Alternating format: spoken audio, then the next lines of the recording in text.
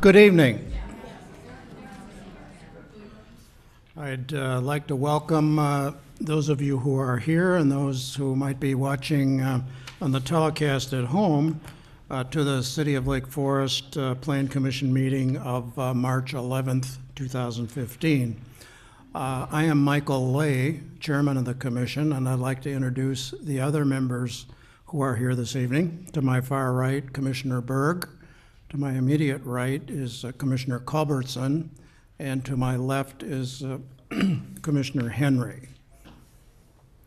We have two items on our agenda this evening, and I would like to introduce as well our Director of Development, Kathy Zerniak, who is here and will be assisting us with our agenda this evening. Our first, number 2 item on the agenda, first substantive item, is a public hearing and action on consideration of a request for approval of the final plat for the Oak Knoll Woodland subdivision, a 16-lot plan preservation subdivision and associated special use permit. I would just mention that the zoning on this has been approved. The City Council has not only changed the zoning, but has approved the tentative, the preliminary plat. So what we have before us this evening is the final plat. I would like to just ask whether any of the commissioners have had any ex parte contacts or conflicts of interest on this particular project. I have one thing to report, and that is I did have a phone call from an interested party asking about procedures of the commission and what we have responsibility for and what we don't. I'm sorry, let me start over. That's on number 2. On this one is a contact by an interested party who could not be here tonight, and during the course of the meeting I will raise the question that she did, just so we can get clarification and perhaps, if necessary, add an additional condition to the, assuming we approve this, to it if it's necessary. Okay? Okay. I'd like to have a presentation, ask for presentation by the petitioner, Mr. Swanson.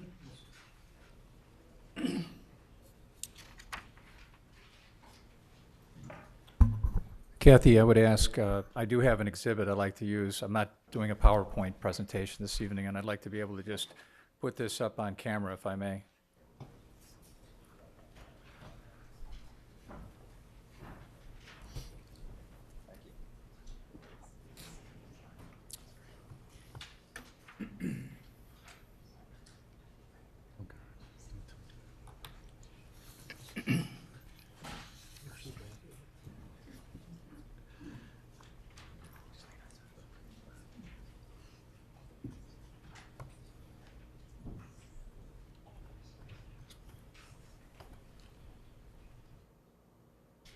Well, of course, the sun is setting right on it. Probably the wrong week to have the clocks turned ahead. Mr. Chairman, members of the Plan Commission, for the record, my name is Rick Swanson. I'm president of RM Swanson Development. We're here tonight, as you mentioned, Mr. Chairman, for hopefully final action on our Oak Knoll Woodland subdivision, located at the end of Oak Knoll Road. That's 30-acre parcel. As you pointed out earlier, we were approved, preliminary approved by the Plan Commission and then, of course, by the City Council soon after that for 16 lots. It's a cluster development, and I can walk you through this. The only problem is it's not that easy to see.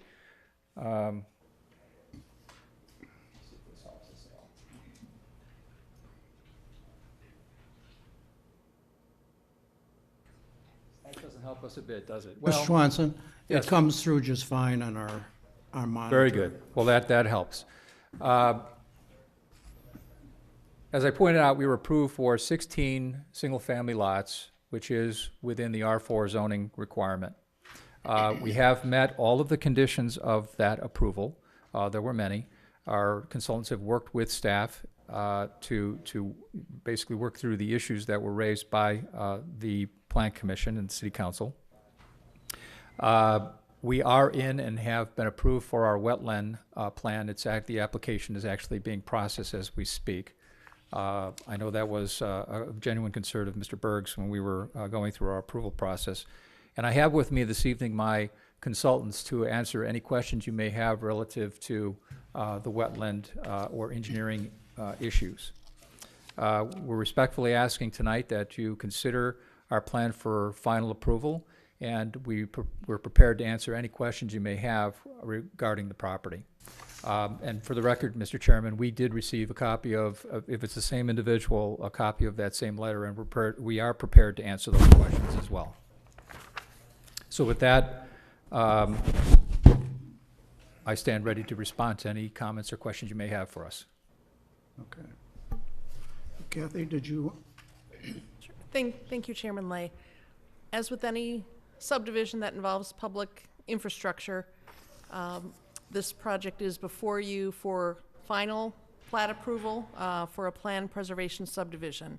This project came before you at 3 previous public hearings where you took public testimony. At the end of your deliberation, you did forward a recommendation in support of a zone change for the property, which the council has approved first reading of that ordinance, and that is waiting for the final plat now to come forward. The City Council also approved the tentative plat of subdivision. So the City Council did approve the lot configuration, the access, the overall development plan, the density. They found that those were all consistent with the code. What has happened since the City Council approved this and tonight is that final engineering plans have been submitted, reviewed. Other than a few minor technical issues, those have been found to be acceptable by the city engineering staff and the city engineer. With your recommendation tonight, this would then move forward to the City Council. City staff would work with the petitioner to finalize the engineering plans and the plat of subdivision, and then that plat would move forward to be recorded and construction could then begin. So you do have a recommendation in front of you in support of approval of the final plat of subdivision. There are some standard conditions that apply. In addition, the subdivision plat will also have standard notes. As with any subdivision that has detention, there is a requirement that the homeowners association maintain that detention area, the pond, swales, whatever it might be comprised of. And if the homeowners association fails to do so, the city would have the right to go in, make any necessary improvements, and charge back the homeowners association. So that would all be reflected on the final plat of subdivision. Thank you. Okay, questions of either the petitioner or staff by the members of the commission?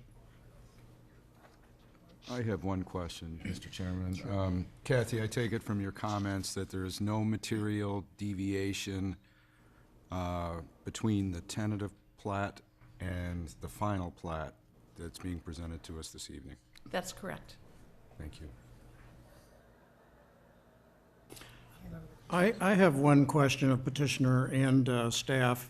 I had as I mentioned in ex parte contacts portion a few minutes ago, I had a call from Mrs. Celsius as to whether she had reviewed all the final apparently documents, and she still has a question about whether final plat approval, if enacted or recommended by this commission, includes or excludes the Burke Engineering recommendation that the culvert between the Celsius lot and her next door neighbor is required to be kept clear, even to the point of the Oak Knoll Homeowners Association. She didn't see any evidence. She thought that there was general agreement, but she saw no evidence of it. So I just raised the question as to what is the answer to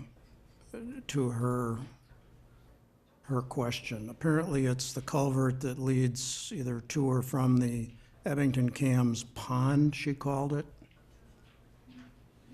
That's correct. It's actually the culvert that connects their pond to our pond downstream. Okay. And I'm going to allow my engineers to put it more articulately than I could possibly do it, but we have addressed it. It has been discussed. It is part of our engineering. And if I may, I'd like to introduce Mike Bleck, or even Joey Corona. Mike's certainly capable, so. Okay. Good evening, Mr. Mr. Chairman. The neighbors did hire a third-party consultant, Christopher Burke Engineering, to review our drainage study and engineering plans.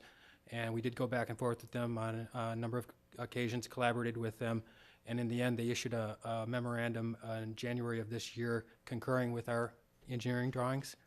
As far as the culvert goes on the neighboring property, that's on their property, and it's not part of the HOA for the Oak Knoll Woodlands. So if there's maintenance required on their culverts for their ponds, that would be their responsibility. And the Oak Knoll Woodlands, their homeowner association, is responsible for their stormwater management system. So what? Is one end of the culvert in Oak Knoll subdivision and No. the other end in the two neighbors I speak of? They have two culverts, and they're entirely on their property. So they, They don't, and there isn't an easement or provisions for the neighbors to take care of their drainage. so the answer to the question, at least as I understand it, is those two property owners will be responsible for keeping culverts that are on those two property owners' property. Correct. They will be responsible for making sure the culvert is kept clear. Right, they're responsible for it today, they'll be responsible for it tomorrow. Okay. So if she were here, I would expect that Mrs. Celsius would say it doesn't address their concerns. Well, it does address their concerns in that we have a certain volume of water that we need to contain on our property. And so you can shape that container in a number of ways. You can squeeze the footprint down and raise it up, or you can spread it out over a bigger area and lower it. And what we've done is we've spread it out over a bigger area so that when all the water goes into that container and it's at its highest level, it doesn't back up into their property. We're below their culvert. Okay. And that was a big concern of the third-party review, the peer review that they had done, and that's what we're doing. So I take it your answer is that the homeowners association will be responsible for the culvert in the Oak Knoll subdivision, and the Ms. Celsius and her neighbor will be responsible for the culvert on the, Right. On Theirs their- is their private stormwater management system for their development, and they're responsible for that. okay. I just wanted that on the record. Any other further questions, comments? Okay.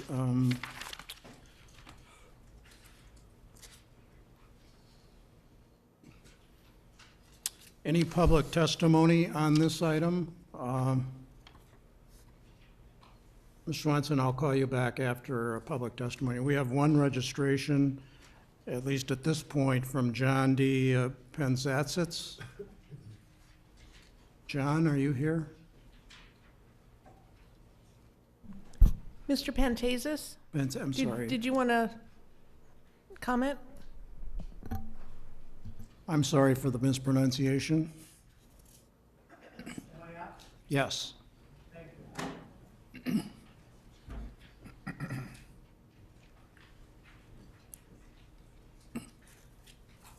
Good evening, John Pantasis, 1309 Conway Road in Lake Forest.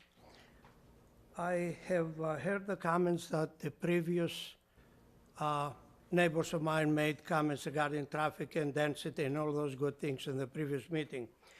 I have couple of comments of my own.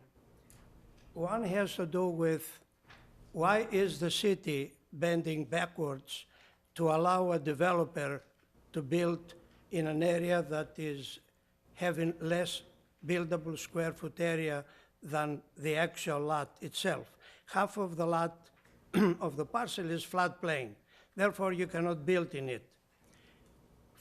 Going from R5 to R4, I can see it because it was a farmland. Now we are in a developed area to an R4, which means we have to stay with the 1975 comprehensive plan, which is an acre and a half.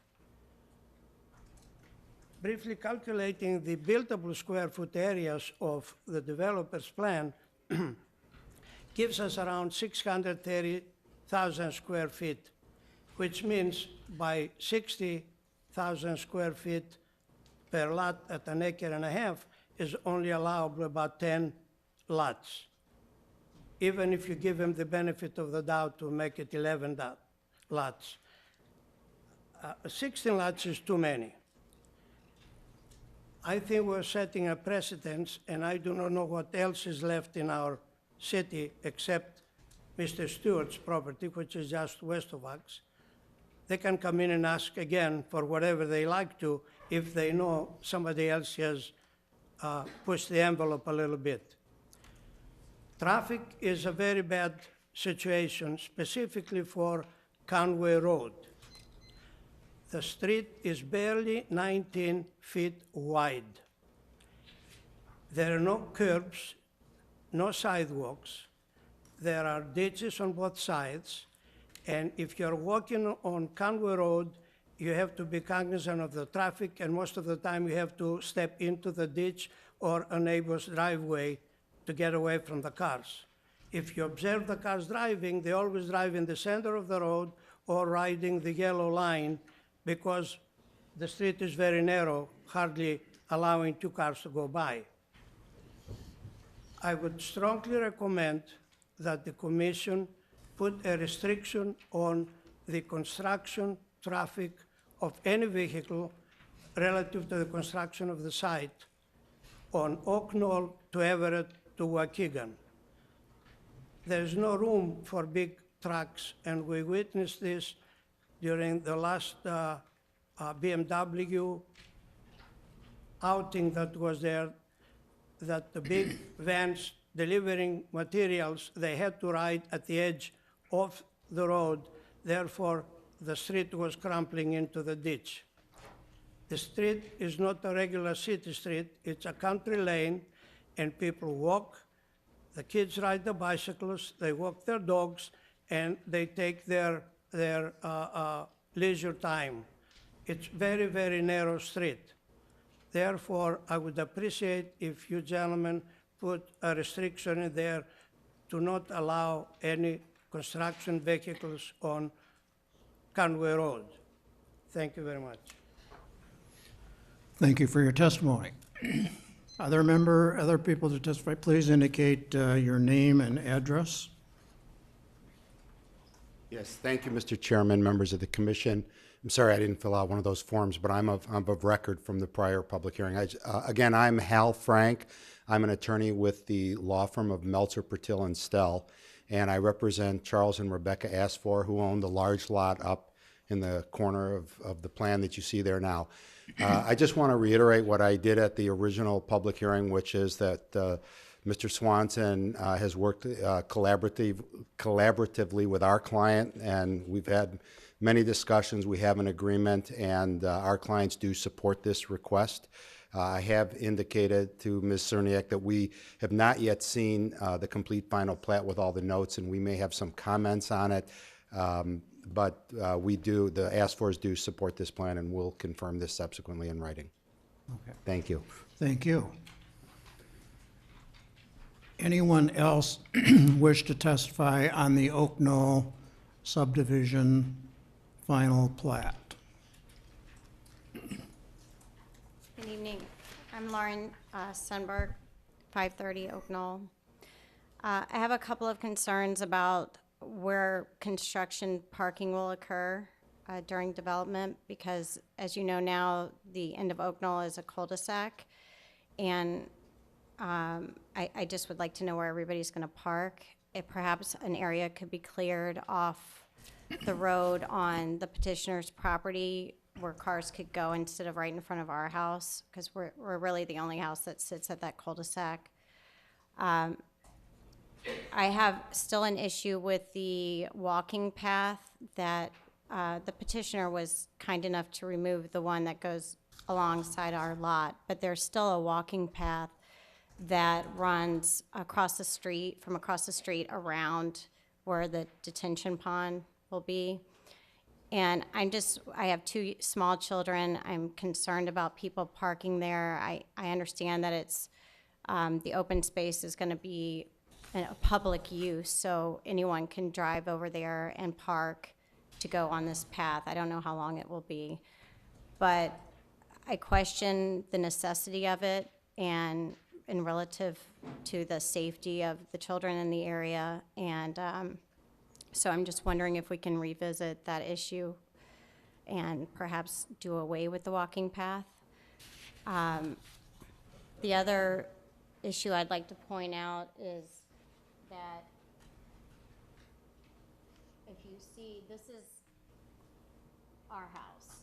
And my husband couldn't be here tonight because he's out of town, but we have very little buffer area between our house and the adjacent lots. If you look at Mr. Ryan's house across the street, here, his house is actually set back a good deal from the north boundary line of his property. So there's a lot of space between his home. Then there's apparently a larger buffer area before the next lot, which I don't know what number it is, lot 1. And then if you look at the house behind us, Ms. Scoglio's property, she has a large buffer, but we bought into R4 zoning, and we're going to have 2 homes right next to us, and most of the back of our house is windows and sliding doors, so it's virtually going to eliminate our privacy. And so I'm going to ask, again, for another buffer. A larger buffer there, and some mature landscape screening there would be helpful. I realize that from 2 stories, people can still peer down at us. Our master bedroom's on that north property line as well.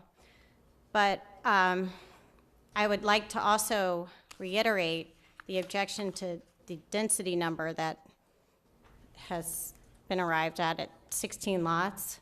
I've asked this question a number of times. I sent Kathy an email today, and I have not seen a document, even though I've FOIA'd the file for the Oak Knoll Woodlands several times.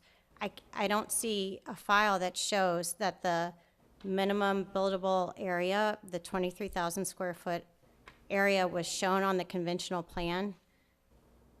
And that bothers me a lot, because when you go back and you look at other files, like the Conway Farms file, Conway Farms, when they were developing Stablewood Phase 1C, they had Manhart do an overview of this property to see how it would be developed and laid out. And they came to a total of 8 to 10 lots. And I talked to our land planner that testified, and I showed him the exhibit with the conventional plan, the density study that was submitted that gets him to his 16 lots. And clearly, not all those lots satisfy this requirement. And I don't know if the commission's aware of this or not. I'm hoping they're not. I'm hoping it was an oversight. But I can't seem to get an answer to this question. And I would really like the petitioner to show a drawing that entitles him to 16 lots under an R4 conventional plan. If you look at this, so I know I only have 5 minutes, and it's really hard to get this point across in 5 minutes, but all you have to do is take the legend. You can have my 5 minutes. Oh, thanks, Cynthia. all you have to do is take the legend at the bottom of this plan, and you can see 150 square feet is probably roughly an inch on the major plan. And so if you take a little marker and you mark this off, 23,000 square feet, well, the square root of 23,000 square feet is 150 feet. So what he has to show is that he's got buildable area of 23,000 square feet that doesn't include setbacks and it doesn't include floodplain. And from what I can tell, just taking my little marker and doing the math, and there are probably like 4 or 5 at least lots that don't satisfy this requirement. And I could be wrong, and maybe there's a document out there, but I have reviewed the file, and the staff report didn't answer the question. I sent another email today asking the question, and the first letter that was sent by Gawalt Hamilton, the city's engineer, when they asked for a second conventional plan, said that those requirements were not met. Then the second conventional plan was submitted, and then it's like everybody just forgot about it. And everybody was worried about stormwater and this, that, and the other. But he's not entitled to 16 lots unless he could show it meets the requirements under the ordinance.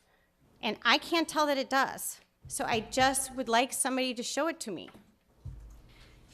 And then the other issue, the final issue I have is still this access to Stablewood Lane. I have pulled that file, FOIA'd that file. I cannot find the ordinance that grants the approval for Stablewood in that subdivision, but everything leading up to it shows that the recommendation was that when this property was developed, access to Stablewood Lane would be provided by Conway Farms in return for them getting this to be a public road. I mean, a private road. I have it backwards. So now the city's position is it's a private road and we cannot force them to access Stablewood Lane. So we're gonna make them put sprinklers in all the homes so that the fire issue and the ability for the fire engines to go in and out of the property is a little lessened because there'll be sprinklers. That doesn't obviously address police and ambulances and other things. But I ask the question again, fine, he doesn't want to upset the Conway residents, he doesn't want to access Stablewood Lane, even though it's on the recorded plat of subdivision for Conway Farms. But don't reward him with a high density of 16 lots that, as far as I can tell, haven't even been demonstrated. Now, I know we repeatedly heard that the engineer for the city has reviewed these documents, but I don't see the answer to these issues. So I just would ask that this be continued again. Perhaps these answers are given to the public. And if you're not going to make him follow the ordinance, then I think the public should know that as well. That's all. And I welcome any questions that anybody has of me, because I really just want to get to the bottom of this. I will say that I don't have a question, Ms. Sundberg, but I will ask on each of your 5 points for staff and the petitioner to respond. Thank you. Okay. I really appreciate that. Okay. And I just want to say, as far as the Celsius property, my understanding is that, and this is what she told me, she believes that culvert is on both properties. In other words, one side of the culvert is on their property and the other one is on the petitioner's property. So there might need to be a little clarification on that point, because I don't believe it's entirely on, the culvert's entirely on their property, the neighbor's property on on Abington Cams. So that might be a bit of confusion. Okay. Thank you. Thank you for your testimony. Thank you. Any additional person who wishes to testify on this matter this evening? Okay. Yes, your name and address, please. Sure. My name is Helene Sudak. I'm a senior at Lake Forest High School. I live at 1420 Abington Cams, and I just want to agree upon every point that my fellow neighbor, Mrs. Sundberg, pointed out. Regarding the 16 lots, for me, my main concern is the wetlands. I know that they have been taken out of the plan, but if he does plan to build on 16 lots and there isn't sufficient space, I am a little nervous about what will happen to that land. And seeing as though a lot of snow has been melting lately, I don't know where that water will go, since wetlands are a vital, important aspect to Lake Forest with water retention and storm drainage and wonderful benefits. So I'm very concerned about my street, my house, my backyard, and my neighbor's backyard. So thank you. Thank you. Okay, I don't see any further interest in testifying on this matter. I would like to move next to staff response to public testimony. And Kathy, could you respond to each of the 5 points that Ms. Sundberg, I'd suggest we start with the petitioner and the petitioner's engineer to and respond. then come back to you? Yeah. Okay. I hope I picked all of them up, Lauren. Starting with the construction parking. Obviously, we're going to have trucks going in through that neighborhood. It's inevitable. I just talked with my engineer, and in fact, it's ironic, but we had meetings with the 3 remaining contractors that are bidding for this project, and this came up as part of the discussion. And we would create a staging area on site, most likely in the area. Well, you did, Lauren.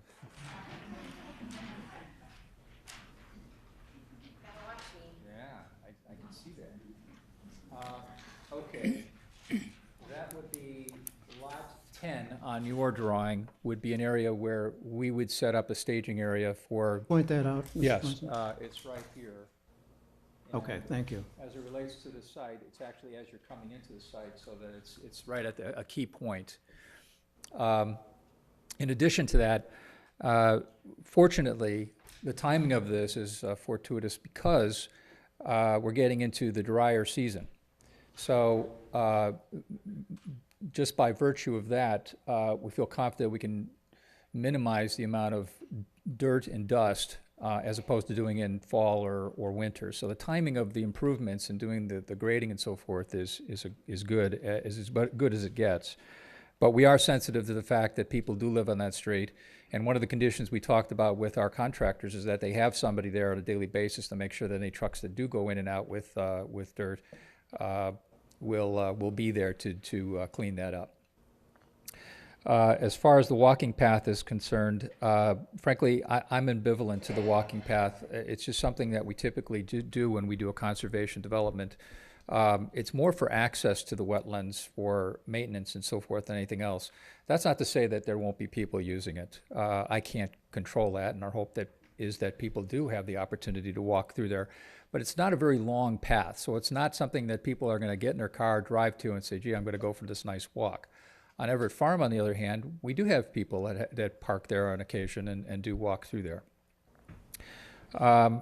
But if the board decides that they want us to take the path out of there, frankly, we're okay with that, but it's purely for access more than anything else. The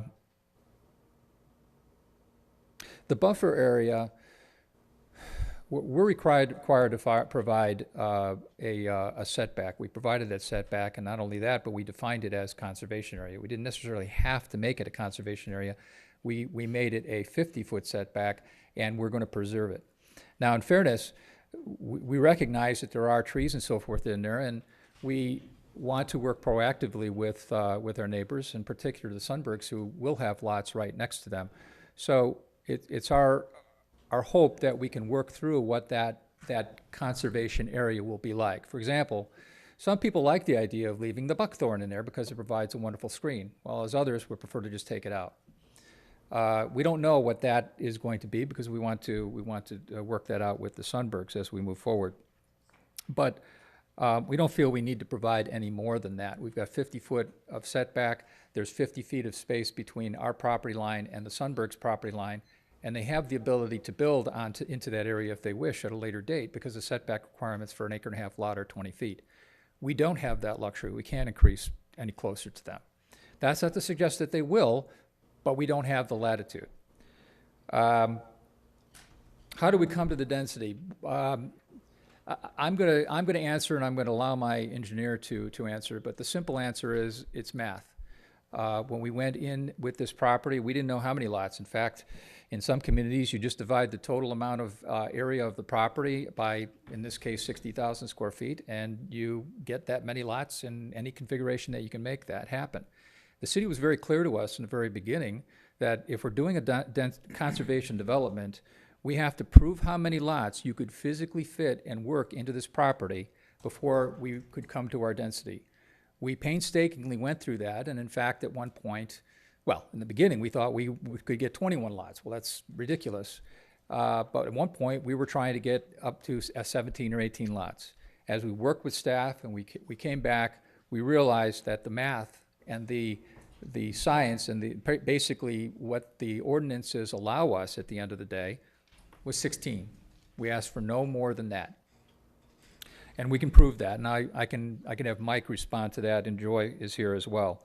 I just want to cover the two other comments. The sprinkler systems are code now in Lake Forest. It's not voluntary. We have to put the sprinklers in. We do get a little more consideration for situations like this because from an emergency vehicle standpoint,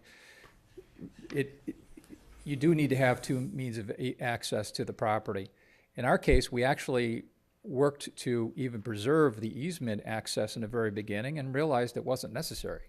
The sprinkler systems have proved more than sufficient, and I might add that the fire department suggested that in many cases the fire accesses that are provided are never used or are never really that effective. They wind up becoming problematic. The culvert, last item. I just checked with Mike, and I thought that a small portion of the culvert was actually on our property. There's no portion of that culvert that's on our property. So I would argue that we would still maintain our end of it, even if it weren't. But the problem with that, Mr. Chairman, is we don't have the right to access someone else's property. It's private property. All we can do is we can address it by simply not making the situation worse. And to put it simply, their culvert is here, our culvert, or their pond is here, our pond is here. The culvert is actually higher than that, so if the water raises on theirs, it has to dump into ours. So the only time that could be a problem is if it becomes clogged up. I believe that the Celsiuses pointed out or mentioned that they've had wood and debris that gets caught up in there and it needs to be removed. That is a problem for them if it gets clogged up, but it's just as much a problem for anybody who has that issue on their property. They need to go in and need to remove it. We don't have the authority to do it, and I can't burden my future homeowners with that unless there's an easement granted, and unless they do that, there's nothing we can do about it. We are happy to keep our end of the bargain and make sure that our pond and our area is kept and maintained properly, but that's the best we can do. But to the statement made that the culvert is actually on our property, the survey shows otherwise. And we didn't put the culvert there, they did. And they couldn't have put the culvert onto our property anyways. It happens, we know it does happen, but they didn't, to their credit. So it's not something that we can address. So in my mind, and I believe in the mind of the engineers, both our engineers and the city's engineers, we've more than adequately addressed that. So if you feel it's necessary, I can have Mike or Joy talk a little bit more about how we arrived at the density, but I feel very confident in what we've done and how we've approached it. And I mean, you know, as an architect, the math is really what dictates the end result. So I take from what you said that the Abington Cams Pond culvert is not in your proposed subdivision's property. It is not, Mr. Chairman. Okay. The culvert does feed to our property. Understand. It does. And by the way, we had a culvert on our property. We were asked to remove it. So we're working with what we have. And we didn't change the culvert, nor are we proposing to do so. We have to work with whatever upstream provides to us, and we have done that. Okay. There were questions by, I think I've answered the other gentleman's questions about density. There was a question about trucks. There are trucks that go up and down that street all the time. I can't respond to that. We've had a traffic study done. Our traffic study tells us that what we're doing and how we're doing it is fine. I don't know how you can possibly control truck traffic on that street, but I did want to respect the fact that it was brought up, and I wanted to respond to it.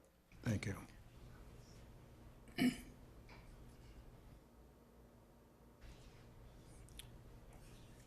Kathy?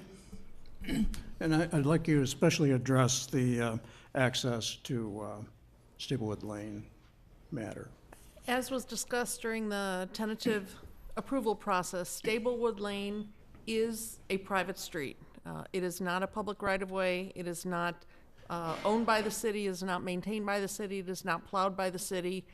And as I've reviewed the record of that particular subdivision, there absolutely was discussion about having that be a public street and having it be connected.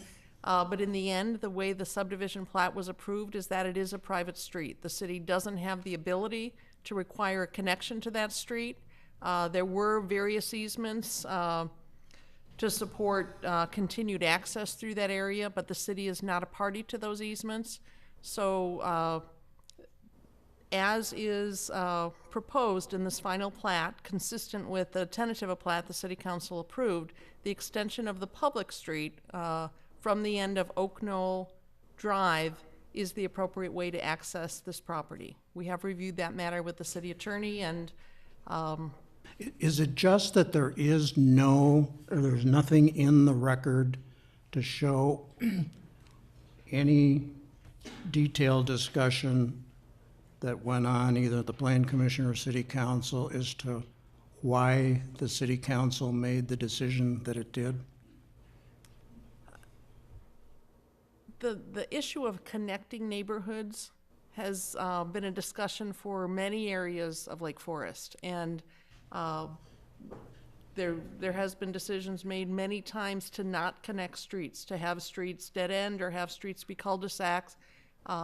So in this case, again, although there was discussion about having a connection at the time the Staplewood, the Conway area there was developed, was approved, that is not how the plat was recorded.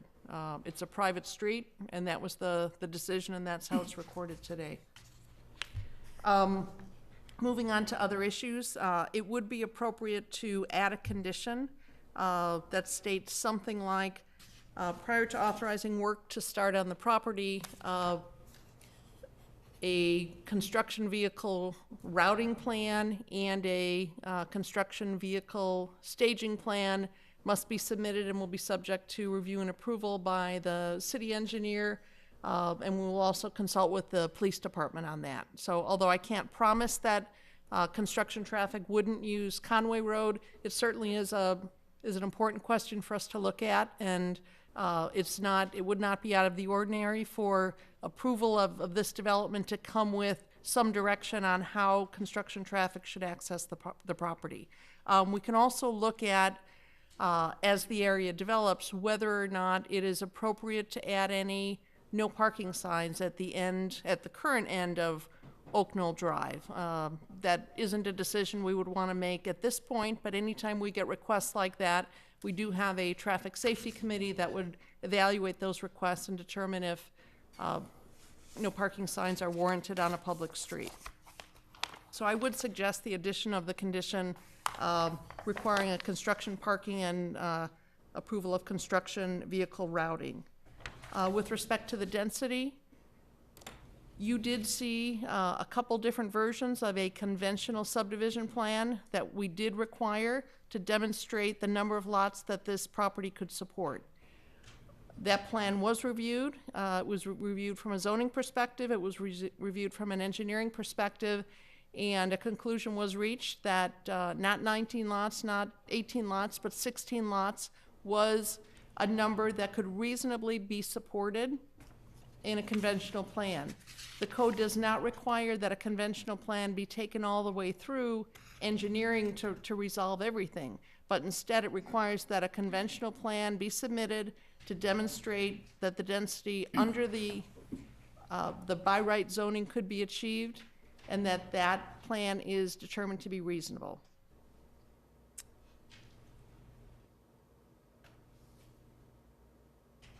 Any other issues you want me to cover? Yes, the buffer.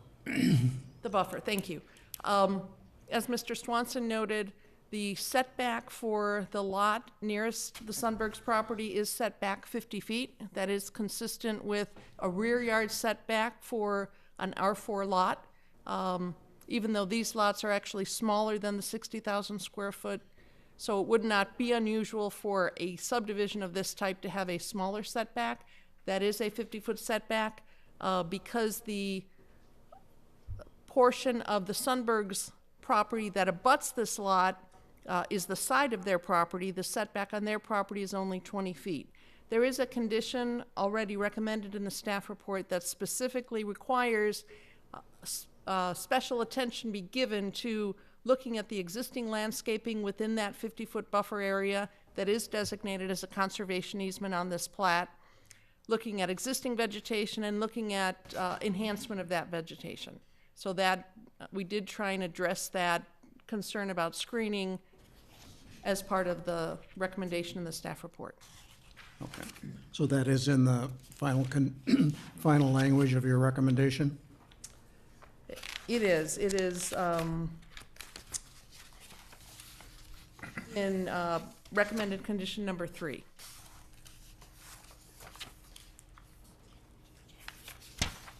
I don't seem to have that.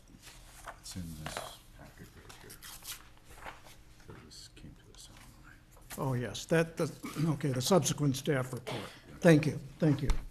Yep, okay. Okay.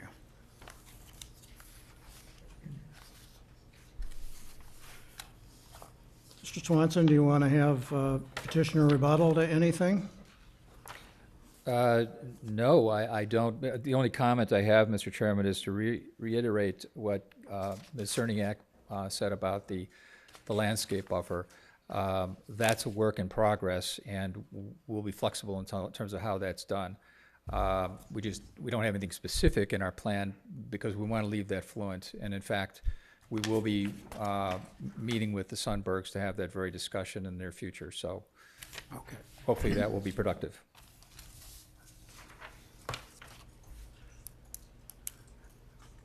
Oh, and one last thing, and I was taking notes. It's on the staging plan.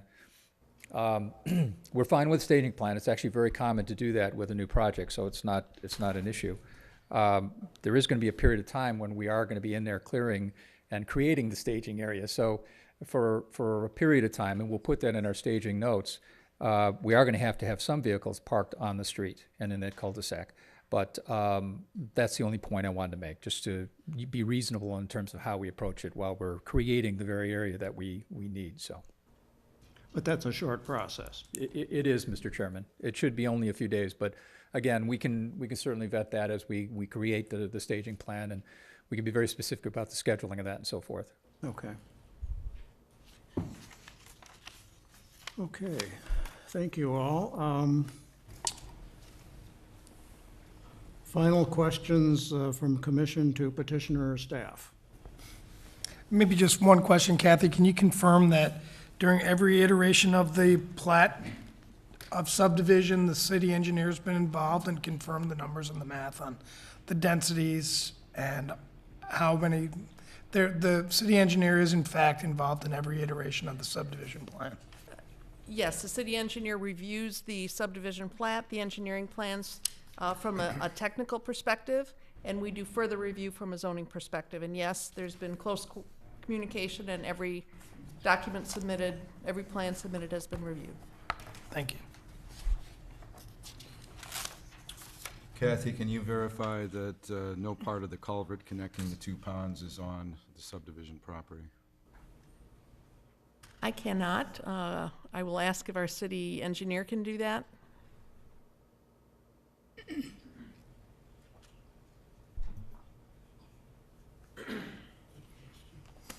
Good evening. Yes, based on the plans that we've seen, the entire culvert is located on the neighboring property, not on the subject property. Thank you. And likewise, Kathy, the city can verify that, well, I think you did, that 16 lots mathematically is a correct number that can be accorded to this subdivision under the ordinance. Yes, based on the conventional plan submitted and reviewed and then revised. Again, it's a reasonableness standard because we don't require the conventional plan to be taken all the way through engineering. But yes, based on review from a technical perspective of the city engineer and from a zoning perspective, we believe that the revised conventional plan as submitted reasonably demonstrates that 16 lots is the appropriate number of lots on this property. And I'd like to ask the petitioner about the walking path. Is there a parking plan for somebody coming from outside the area to visit the walking path? There is not. If one were to do that, they would just simply park on the street like anybody else, but we don't anticipate there's going to be any traffic there. We just don't. It's not big enough or attractive enough. I could see where the neighbors would use it, walking their dogs and so forth, but I just don't see it as something that anybody in the community would get in their car, park their car, and then walk for 10 minutes around this pond area. My experience with these kinds of ponds around, or these trails around wetland areas, is that they're used primarily for maintenance and access. And there's going to be a period of 5 years as this reclaimed and enhanced wetland amenity that we've created is going to be nurtured and basically protected. So during that period of time, they have to be able to get back there to do that work, and it's just an easier point of access. That's all. But I just don't see any reason to put a parking. What will be the surface of the walking path? Joy, do you recall? What's the surface of the walking path? Right, I just want to make sure. It's limestone screening. It's compacted limestone screening. So it'll have a mat to keep the weeds from coming through. We do have it on our plan, and it has been designed, and it's been approved by the engineer. But I wanted to ask because I want to make sure it wasn't wood chips or something of that nature. Okay. And one final question, Mr. Swanson. I take it, subject to a condition that's included in the staff report regarding landscape enhancement, I assume you would have no trouble working with some of the neighbors, such as the Sundbergs, to kind of beef up the screening potential between the properties? We clearly understand we have to work through that. We believe it would seem reasonable to conclude that the Sundbergs are, by comparison, the most impacted along that edge. Just about everybody else backs up to a wetland, and it doesn't get any better than that. Yes, the answer is yes, of course. It has to be within reason. Clearly, we don't want to just plant a wall of pine trees along the property line just for the sake of doing so. But clearly, we want to be reasonable about how this is structured. Thank you. That's all I have. Okay. Okay. If there are no further questions of the commission, what is the pleasure of the commission in terms of addressing the matter before us?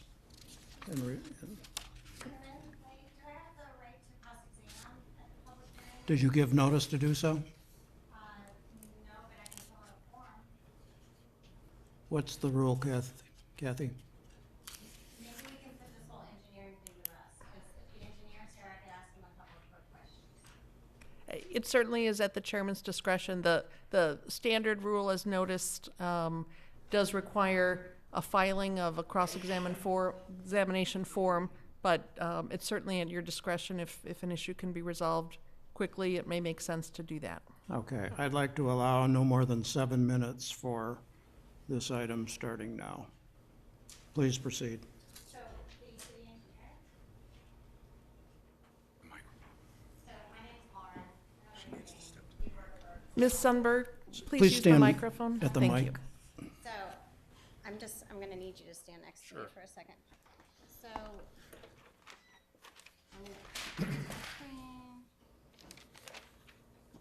I'm showing a drawing that was submitted by the petitioner. And it has, it's not showing up, but it has the, it says 100-year floodplain compensatory storage exhibit. Okay, you see there's a legend right here? So if, may I borrow a piece of paper? Sure. Thanks. So, did you review this? Were you the person from GoAlt that reviewed these? I did during the Okay. tentative Are you plat stage. Are you familiar with the provisions of the ordinance that require a 23,000 square foot minimum buildable area? I am. And the square root of 23,000 square feet would be 150 feet? Does that sound about Sounds right? about right. Okay, so I'm looking at a legend, and if I put on my glasses, it looks like we can mark off here is 150 feet. Does that look fair? Mm-hmm. Okay, so if I were to take, and you understand that the 23,000 square foot buildable area cannot include the floodplain, correct? Yeah, I mean, what I can tell you is that during this process, we got an electronic copy of this drawing. So Okay. we verified down to the That's square fine. foot Right. what the square footage of But the if it's buildable shrunk area down and is. printed out on a piece of paper, the legend should stay the same, right? It should, it Okay. should. So if we take, let's say, can you read this little lot number here? Anyway, sorry. it's one of the lots here.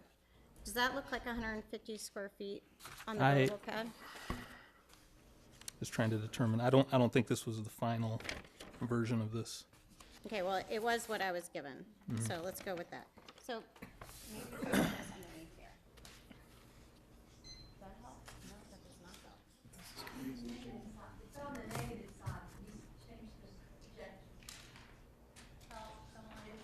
I don't know. Okay, so let's just keep going back through this, because I can hand this to the Plan Commission, but if you take 150 square feet, this hash mark on this diagram looks like a buildable area, right? Yeah, again, I don't think this is the final document. I think this is the document that Well, that no, was that's reviewed. the You wetland can tell document. it's, This is the the buildable floodplain. area identified on this document is different than this. Okay, so I'm just looking at the floodplain because the ordinance requires the floodplain be excluded. And so, but we can do it with the wetland side. if That makes you more comfortable. Okay, so here we go. 150 feet that way? What about this way? Again, okay. we reviewed the final, Does it meet I'm 150? trying to answer your question. Okay. We reviewed the density modeling for the Yes, final this is the traditional one. subdivision, and each of the areas met that standard. Okay, then I would again like to see this document because I've reviewed the file several times and these numbers do not add up. And it's clear that they don't add up. And we've got a reasonable standard coming from the staff and we've got it's a mathematical standard coming from Mr. Swanson.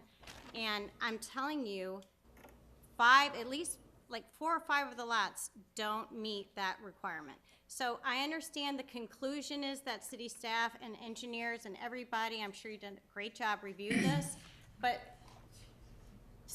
something is not right here. And I'm not just gonna accept that it's all been reviewed and it's all good, because I really think somebody should be explained. Are you saying, Ms. Sundberg, that you have the calculations to show that what we're being advised is incorrect? Or are you saying that you don't see on paper the facts and figures that back up what we're being told? I'm saying that anyone who can do math and read a legend can figure out that these lots on this drawing that was submitted by petitioner do not meet the requirements under the ordinance. So you're saying that just by visual inspection, without doing calculations, that proves your case? And I've reviewed the file, and there are no statements in the file, there are no documents in the file, there's not a conclusion from GoAlt Hamilton about the second conventional plan like there was for the first one. They wrote a letter that said the first conventional plan that was submitted did not meet those requirements for the 23,000 square feet. Then if you look at subsequent correspondence generated, it's not mentioned at all. And I've been asking this question, and it seems like a pretty straightforward question with an easy answer, and I don't know why I have to go through this. It should be a transparent proceeding. And I'm an educated person, and I don't understand what the answer is. Why can't somebody tell me? And just saying it's been reviewed and it's all good is not sufficient. It's not. Well, I would ask the city engineer to respond to that.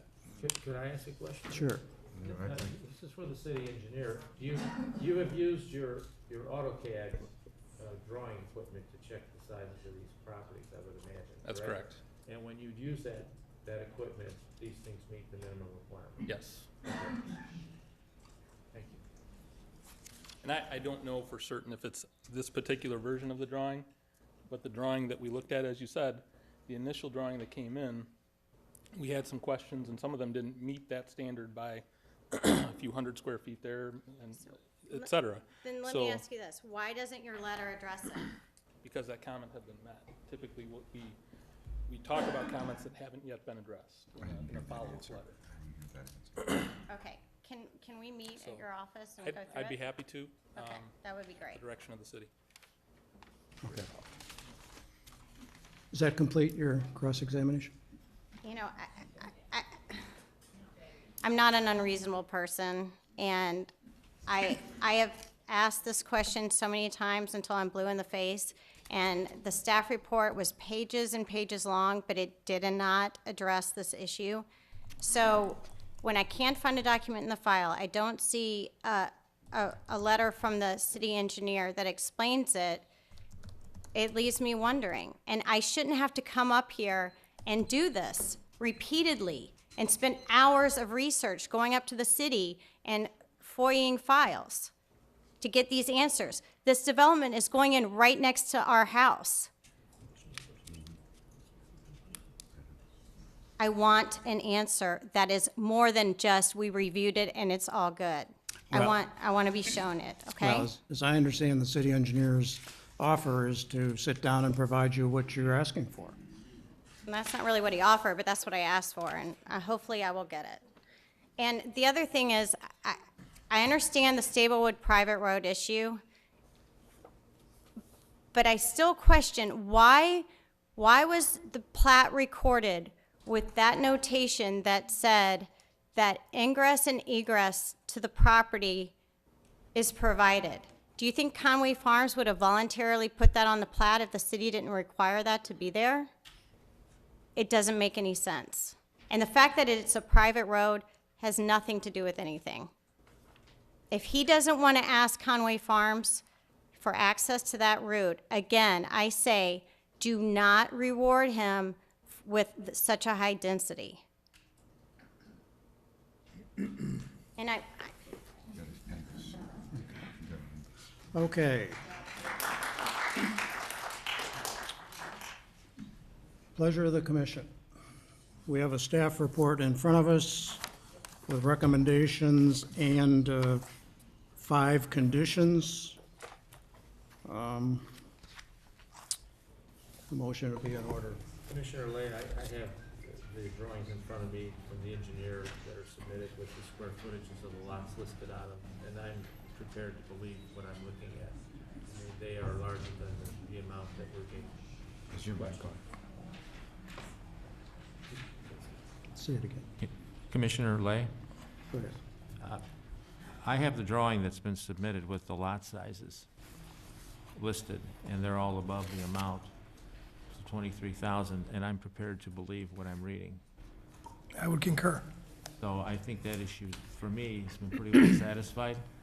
I think that what's being requested is that there's actually going to be dimensions and the mathematics to calculate the square footage of all these lots. I can't imagine that this petition would get to this point, that our city engineers wouldn't have checked the amount of square footage. I don't understand any of this arguing about the minimum size of the lots. I think it's actually something at the last minute that's just totally unwarranted. And also, I don't know that this hookup to Stablewood Lane is really gonna ultimately arrive at any kind of a different relationship with this subdivision with Oak Knoll Road. So I also think that those issues are going off into a direction that maybe they find interesting, but to me, don't have any remunerative value on whether we approve the subdivision or not. So that's how I feel about those. Okay. Those issues that have taken up the last 20 minutes practically. I propose a motion to approve the final plat of subdivision. With the conditions. And adding a condition that requires a construction vehicle routing and parking plan. Staging. They did already mention that there was part of the plan, but I don't know if it's been submitted, so I can, I think we need a fine. formal. that's fine. So you would add that as number, So amended. number 6? Yes. And also the item with the no parking signs, maybe you mentioned that, but that idea that would be put up after construction begins so that people won't be parking south of the development with construction vehicles. Well, but doesn't that have to go through a warrant process and review, Kathy? Just a condition that just directs city staff, which would include engineering staff and the police department, to review parking on-site, off-site, a staging area on-site, and routing. And we will determine if temporary no parking signs are appropriate or if something more. So just a condition to that effect will address that. Okay, so added. Okay. Any further discussion on the We motion? need a second. It's been moved and seconded. No, it hasn't been seconded. Second. No, it's I'm sorry. Thank you. Further discussion? Seeing none, all those in favor indicate by saying aye. Aye. Aye. Motion, those opposed? Seeing none, the motion carries 4 in support and 0 in opposition. Okay. Thank you, Mr. Chairman, members of the Plan Commission. Pardon me? Thank you. You're welcome. Okay, next item, How about a quick break? yes, I've been requested for a short break. We'll be back here at 7:45 according to the clock on the back wall.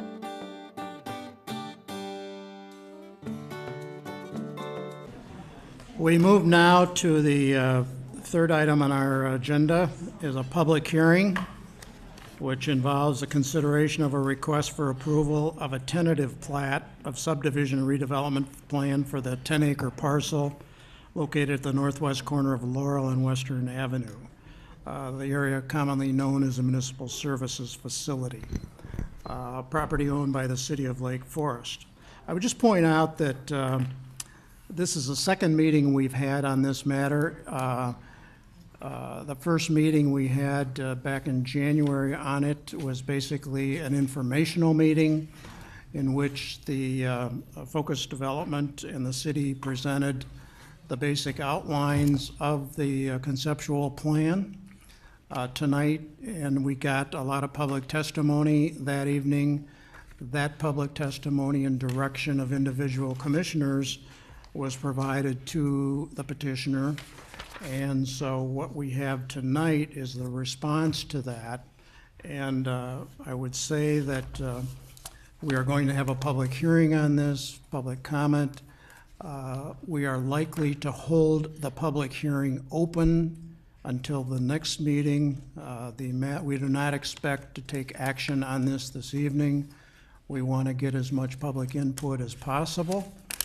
And then the public input will be considered along with, more importantly, I think, directions by the commission to staff and the petitioner that identifies any changes we think ought to be made, issues to be addressed, and direction again to staff and the developer to and the petitioner to prepare additional information and responses for our meeting that is anticipated to be held on April 15th. That's a departure from our ordinary time of meeting, which is the second Wednesday of the month. Because of travel schedules and that, we've tentatively rescheduled that for the 15th of April. So with that, I would call upon let me just ask if there's any conflicts of interest or ex parte contacts by members of the commission.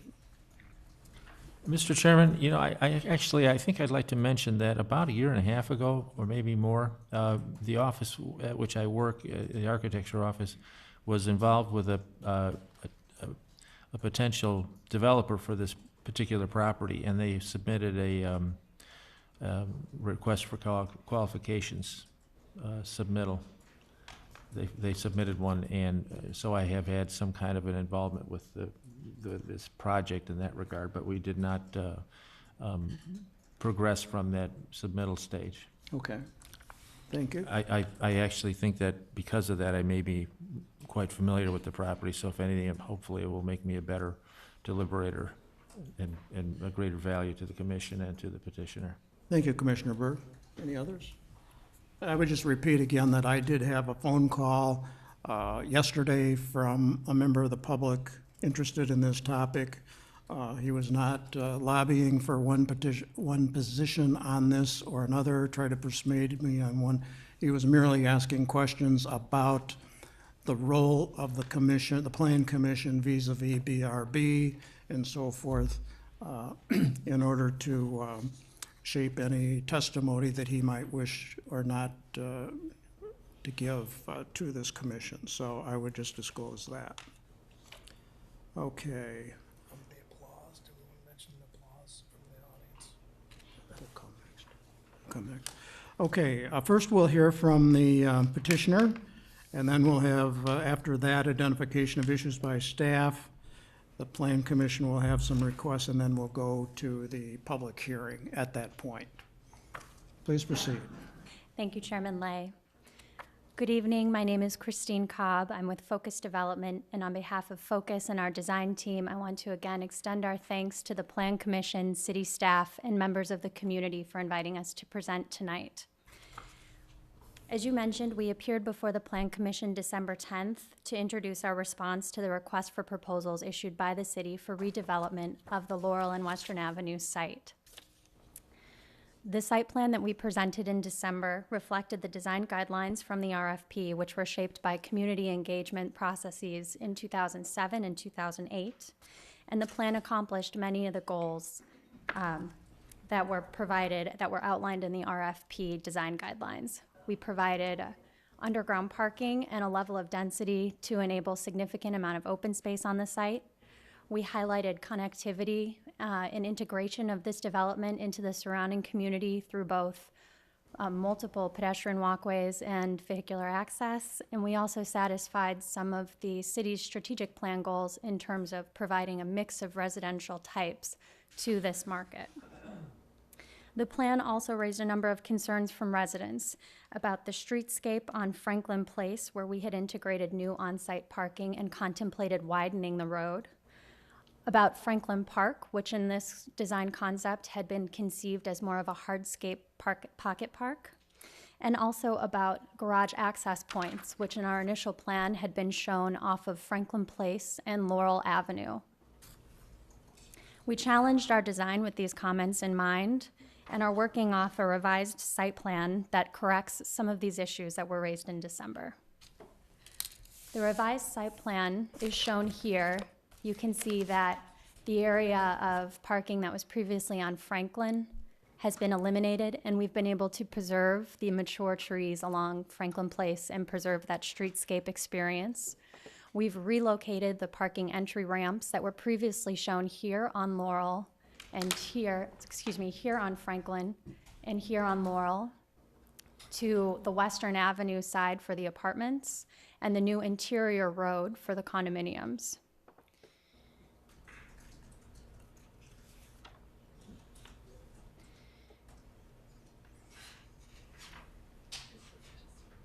The inspiration for our plan remains constant. We want to create a beautiful gardenscape that the entire public and community can experience and have the residential buildings on site as a secondary focus. We believe in this vision. We presented it to the Building Review Board last week, and we continue to refine our plans with their comments in mind and with the comments we'll receive tonight. As we mentioned to the Building Review Board, this is very much a work in progress, and we're eager for your input. Since formally introducing our plans in December, we've received a number of comments, as you mentioned, about the development. These comments include planning, feedback, concerns about traffic, questions about the development, and comments on the architecture and design. Tonight, we'd like to take the opportunity to respond to the planning and development comments, and then Lue Abuna from KLOA will come up to review the traffic and parking study we had commissioned for the development to address concerns around parking and traffic. We're also joined tonight by members from our design team, including Booth Hansen, and they will be available for questions afterwards as well. We'll start with the first comment on site planning. We received questions from the Community and Plan Commission on the overall site design and location of buildings. These are images that reflect the evolution of this process from when we began our response to the RFP over a year ago. We explored different locations for buildings, different character of landscape, different heights and densities around the site, and ultimately we landed on the plan that we're presenting today. We coalesced around this layout for a couple reasons. One, it reflected adjacent heights and massings. So you can see the single family on the western side mirrors the single family that's in the further west in the community west of the site. We provided a 2-story condominium on the interior of the site to ease the transition from single family to multifamily as you move east. We provided 3-story buildings on Laurel and Franklin to reflect and mirror the 3-story height and density across the street of Franklin and Laurel. And then finally, we cited our 4-story building along the Western Avenue commercial corridor and across from the Metro tracks. We set the building back 140 feet at this longest point so that as you're a pedestrian coming across the site, you're not overwhelmed by the 4-story height. It's set back and it diminishes its its perspective from the streetscape level. We also provided a level of density and underground parking to enable 65% open space, which we designed as a formal English garden. We've revised this portion along the exterior of Western and Franklin to capture the character of the existing Franklin Park, which is a curvilinear experience park setting. So now the street, the path that comes through this area, it winds through in a curvilinear fashion to respect the heritage of Franklin Park. We did provide a site plan that accommodates 100% residential uses. And we did this for a couple of reasons. We did it as a strategy to support existing commercial and retail properties downtown, a way to introduce new housing types to the Lake Forest market, and also to provide a range of residential options to cater to multiple demand segments, as well as a balance to hedge against market conditions. We were asked by the commission and by the public to provide information on the buildings themselves, on the units. And this is found on the slide that's currently on the screen. We have an 18-unit and 24-unit building with 2 and 3 bedroom condos. Those condos range in size from 1,400 square feet to 2,400 square feet. We have a 48-unit and 70-unit building with 1, 2, and 3 bedroom luxury apartments that range from 750 square feet to 1,800 square feet. And we have 12 single-family attached and detached homes and 3 design options between 3,900 square feet and 4,400 square feet. The unit areas I'm sharing tonight are still in design, and as our design evolves, these unit sizes will change somewhat, but this is the ballpark of where we are today and where we want to be. Appraisal research counselor, we engaged them to provide a market analysis to ensure that this was a mix of product type and unit sizes that would be palatable in the market, and they confirmed our assumptions. The study confirmed the product mix and size, as well as our target demographic for each residential type. For the single-family homes, we anticipate move-down buyers who want maintenance-free living. For the condominiums, we're targeting empty nesters and seasonal residents. And then for the apartments, we really believe it's going to be a cross-section of the demand pool. That would include seasonal residents. It would also include commuters, young professionals, single parents or divorcees, and seniors. These are people who are currently in the Lake Forest market, and we anticipate that there will be a high level of demand from within Lake Forest for the apartment product. We are also dedicating a portion of the apartment units at affordable rental rates to satisfy the city's inclusionary housing ordinance. We're providing 20 1- and 2-bedroom units on site and paying a fee in lieu for 5 units. These units are affordable to residents within the 80 and 120 area median income bracket, which for Lake County is $72,400 for a family of 4. It's much higher in Lake Forest, but this is the level that our affordability is based on. Monthly rents will range between $1,015 to $1,520 for a 1-person household, and $1,159 and $1,738 for a 2-person household.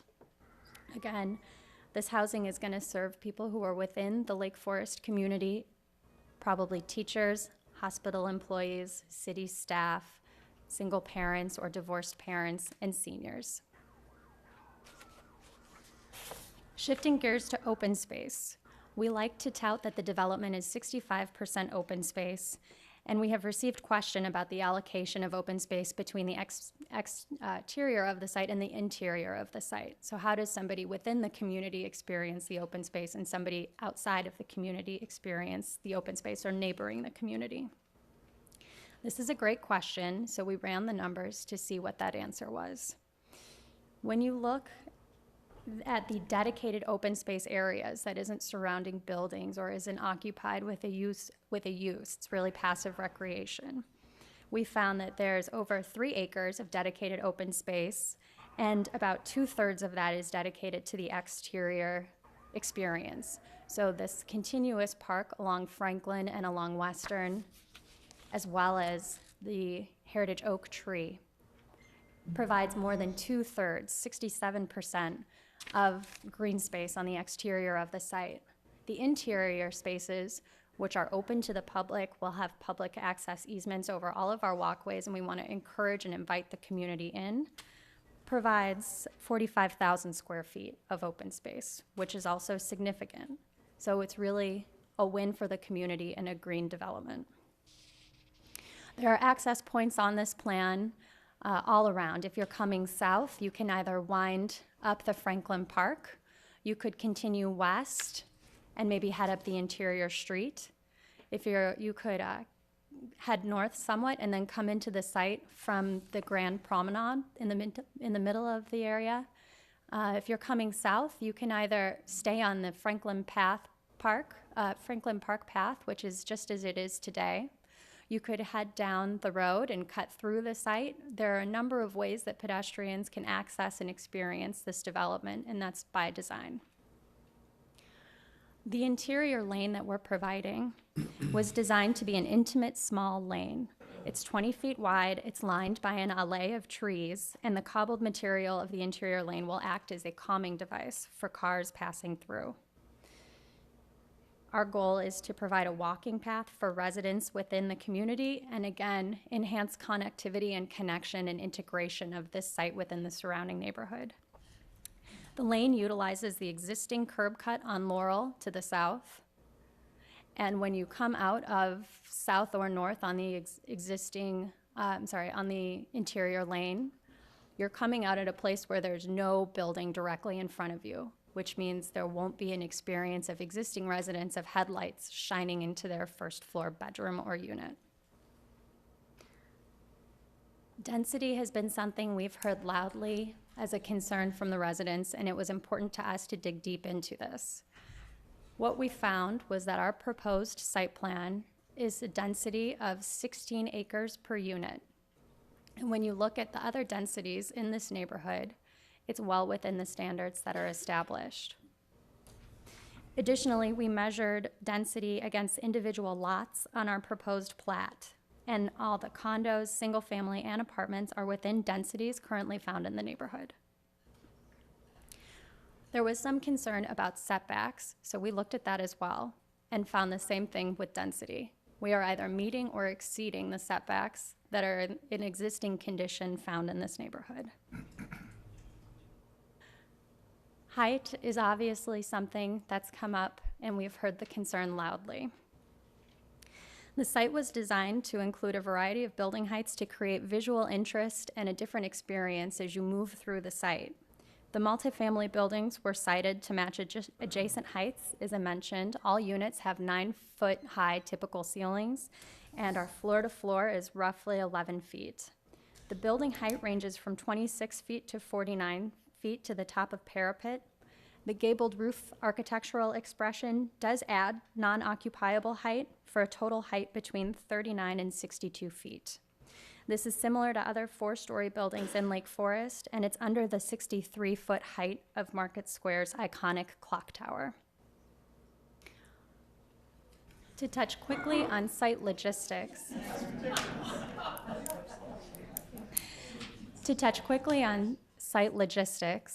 the single-family homes on the site would be managed similar to other single-family developments throughout the community.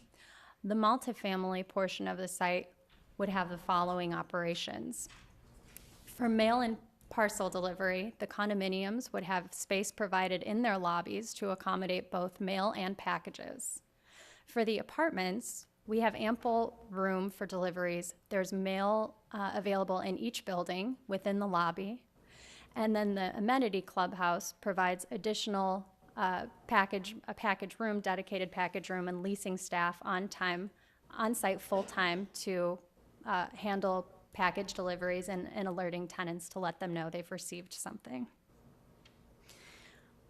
The move-in, move-out operations would occur as follows. For the condominium buildings, we've provided short-term parking spots that would be occupied by moving trucks, and residents could either move in through the first floor or preferably they would go through the underground garage.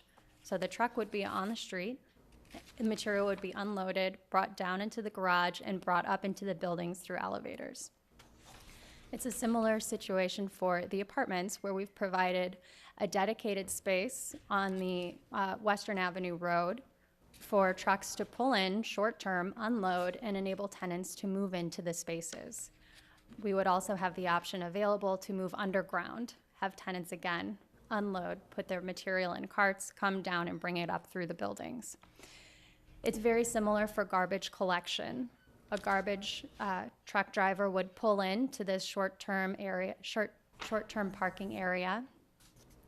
The garbage collector would leave the truck, go down into the garage, take the filled containers from the corrals within the garage, come back up to the street level, empty it, and then return the containers to the garage, so we won't have dumpsters on site. And that occurs by each underground ramp. And then finally, parking. We've provided 300 spaces in the garages on site. 24 of those are in the 2-car garages for the single family. 192 are in the apartments, which are connected continuously underground. And there is a 36-car garage for the 18-unit condominium and 48-car garage for the 24-unit condominium. To provide for visitors and guests to the site, we took the 42 existing spots on Western, improved them, added 21 new spots on Western and Laurel for a total of 63 total spots in the public right-of-way, and added 6 on the interior lane to serve the 18-unit building. So we're adding 21 additional spots to the public right-of-way to serve the community and our guests. And with that, I'd like to ask Louie to come to the stage and walk through his presentation. You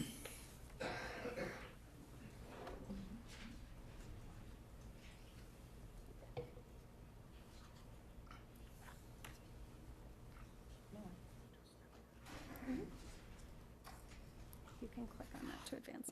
Thank you. The right one. Sorry, left. Left? Yeah. Okay. Good evening. My name is Louie Abuna. I'm a traffic engineer and a principal with the firm KLOA. We're located in Rosemont, Illinois. Thank you for allowing me to present to you on this project. My firm conducted the traffic and parking study that was submitted to the city and was reviewed by your staff and your consultant. And in general, they were in agreement with our findings. There are some details that we have to work through, but your consultant agreed with our methodology and our assumptions and generally in our findings regarding the traffic impact. I'm going to speak first briefly about traffic and then about parking after that. The methodology was primarily based, the study area and the time periods that were selected in the study were primarily based on direction from city staff. We had an initial discussion with many members of the staff in terms of what the area should include, what time periods we should take a look at. Wanted us to make sure that the traffic from Lake Forest High School was included, which we did, proximity to downtown, and what that might influence the traffic and parking characteristics of the development and all of these issues, and that the staff made sure that we were aware of and we included in the study. As a result, we've included 8 existing intersections in the analysis, as well as the 3 proposed access drives that Christine indicated earlier. We looked at the weekday morning peak hour. That's primarily the traffic, commuter traffic in the morning, as well as the Lake Forest High School traffic. We also looked at the early afternoon traffic, again, mostly influenced by the Lake Forest High School traffic. And then we looked at the evening peak hour. That's mostly the commuter traffic coming back from work to home. And we looked at three conditions. We analyzed the existing conditions, how things are operating today to develop the base conditions for analysis. Then we looked at a 2021 condition, no build, meaning what is going to happen to these intersections in 2021 without the development, but with assumptions for growth that would occur regardless. And then the 2021 build condition, where we added the traffic from the development on top of the future traffic volumes to again test these intersections and see how they would operate. This aerial shows the study intersections. So basically along, this is the site area here, so Western Avenue, Laurel. This is Woodland. This is Lake Forest High School. So basically we studied 4 intersections along Western Avenue at Alden, sorry, just drawing a blank here, the intersection. Franklin, I'm sorry. Franklin, Laurel, and Woodland. We also included the intersection of Woodland and McKinley. Those 2 signalized intersections operate as one intersection. We looked at Green Bay and Laurel, Green Bay and Alden, and then Green Bay and Woodland intersection. Again, the hours that we analyzed were the weekday AM 7 to 9, again to capture the commuter peak hour. The weekday early afternoon, evening between 2:30 and 6, again to capture the school traffic leaving the school, as well as the commuter traffic coming home at 5 o'clock. We conducted the counts in December on Wednesday and Thursday. Both days, obviously, the school was in session. From these counts, we determine what the peak hours are. Typically, when we do the traffic studies, we look at a 1 hour peak during those different time periods. That represents normally the highest amount of traffic that travels through the study area during those time periods or those hours. So in the morning, in this area happened to be 7 to 8 a.m.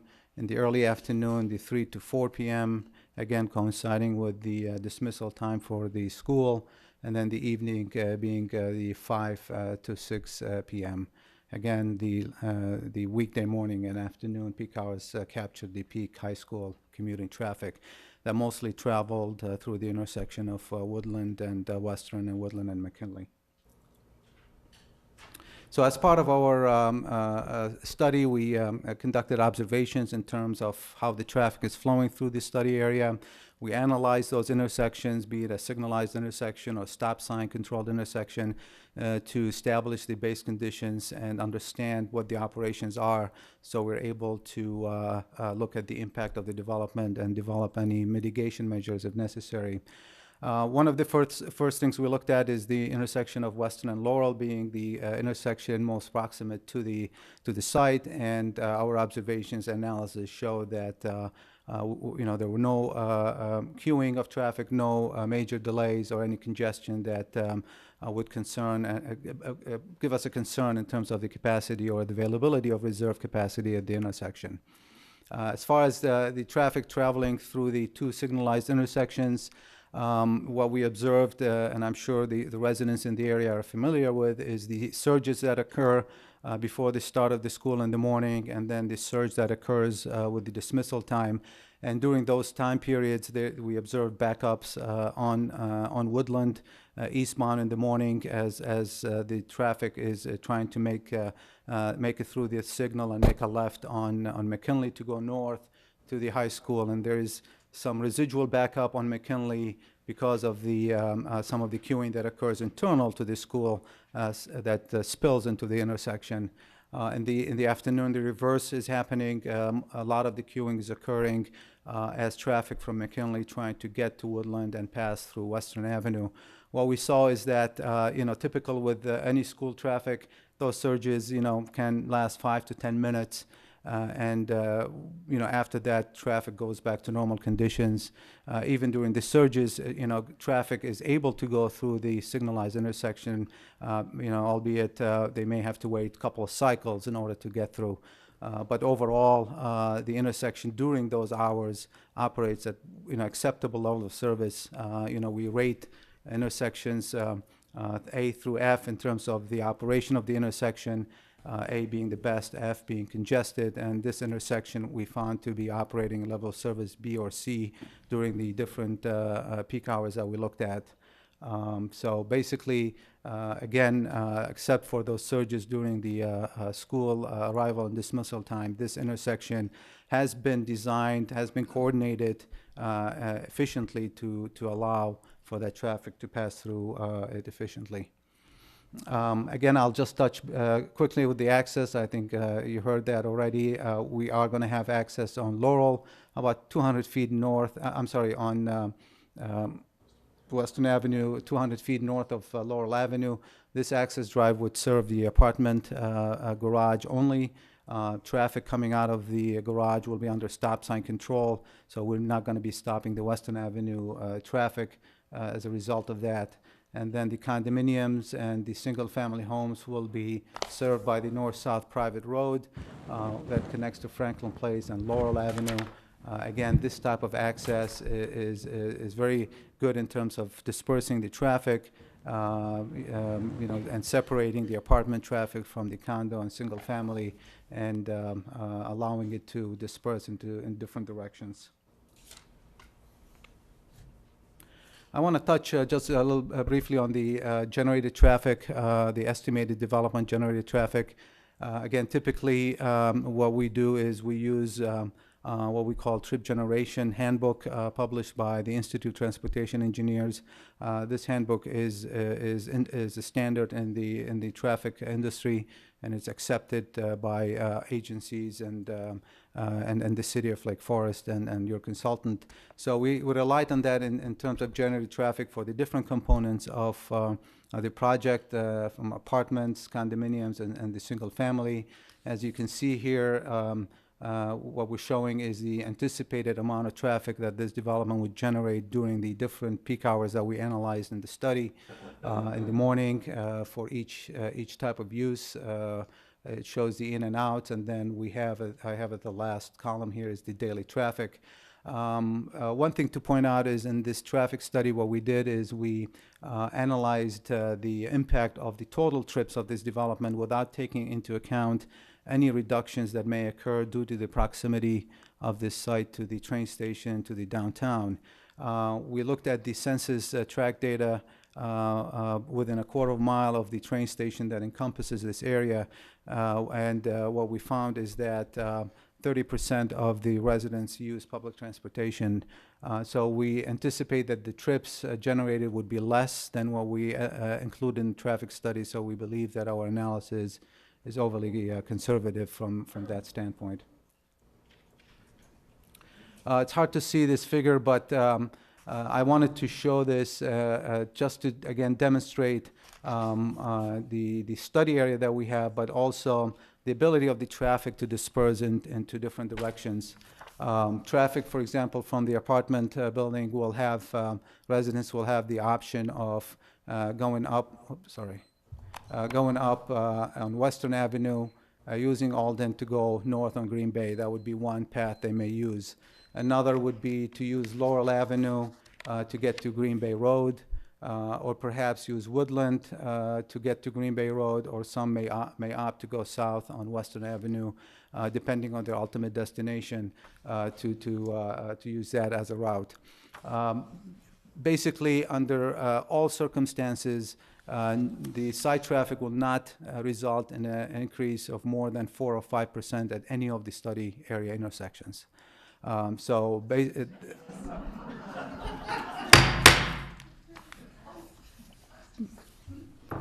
Please proceed. Yes, it's not going to result in an increase of more than 4 or 5%. Some intersections will see less percentage increase. If you take segments of the roads, for example, if you take Laurel Avenue, we estimate that perhaps we will be adding traffic in the amount of one trip every minute and a half or 2 minutes. Again, that just I want to put in perspective in terms of the impact. Yes, we're going to be adding traffic. Yes, we will have an impact, but in terms of how significant that is from the percentage basis, you can see that it's not going to be impactful. So again, we analyzed three conditions: the existing conditions to establish the base operations of the intersections, and then the future no build, and the future with the traffic from the development. And like I indicated earlier, to the most part, the intersections currently operate at acceptable level of service, B or C. The only intersection that sees some additional delays is Green Bay and Woodland. Again, that is mostly due to the surges of traffic from the high school. There's a high volume of left turners from Woodland to Green Bay, and during those surges, queues do build up and delays are occurring at that intersection. But to the most part, during the rest of the times, we did not observe, and the analysis do not reflect that that intersection would operate any worse than that. With the added traffic for more development and the assumed growth, we may see that the level of service at the intersection of Woodland and Green Bay changing to level service E, which is suggesting that there are additional delays occurring and people may have to wait additional time for gaps on Green Bay Road. One thing about our development is that if that happens, the future residents will have still the option of utilizing other east-west roads connections to Green Bay Road, for example, Laurel Avenue, or if they want to continue south on Western and perhaps use Deer Path or other east-west roads. But we assume conservatively that more people would use Woodland, and as a result, we do see a deterioration level of service. And we discussed in the report that perhaps that traffic conditions should be monitored in the future. We looked at, would it warrant a signal? The numbers do not, doesn't meet the criteria for warranting a signal. We looked at maybe additional lane and Woodland can help alleviate some of the delays, but again, that didn't seem to provide enough relief to make that widening or that improvement necessary. So our summary findings basically, again, the site is well situated, with its proximity to the downtown area and to the train station. We feel that that is going to help lower the site traffic generation versus what we assumed in the traffic study. Its site is close in proximity to the business district. We recommended a couple of improvements, safety improvements as far as crosswalks, providing high visibility crosswalks at a couple of intersections, again, to improve the safety of the current pedestrians as well as the future residents that would become customers of the business district and the area. The providing direct access for the garage access for the apartments to Western Avenue, again, as I said earlier, will reduce the development traffic impact on both Franklin and Laurel and help distribute the traffic between the different uses so it's not all concentrated at one location. And generally, the capacity of the intersection study area is adequate to accommodate the additional traffic. Yes, I'm sorry. Parking, I'm just going to speak very quickly with parking. We also conducted a parking occupancy study in the area that looked at parking demand between 11 a.m. and 6 p.m. We did that on Thursday, again, December 11th.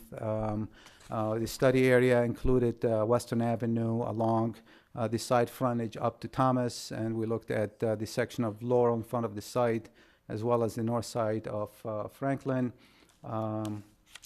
Results of the parking occupancy indicated that first there are about 190 spaces we identified that are available in the area, and at the peak time between 1 and 2 p.m.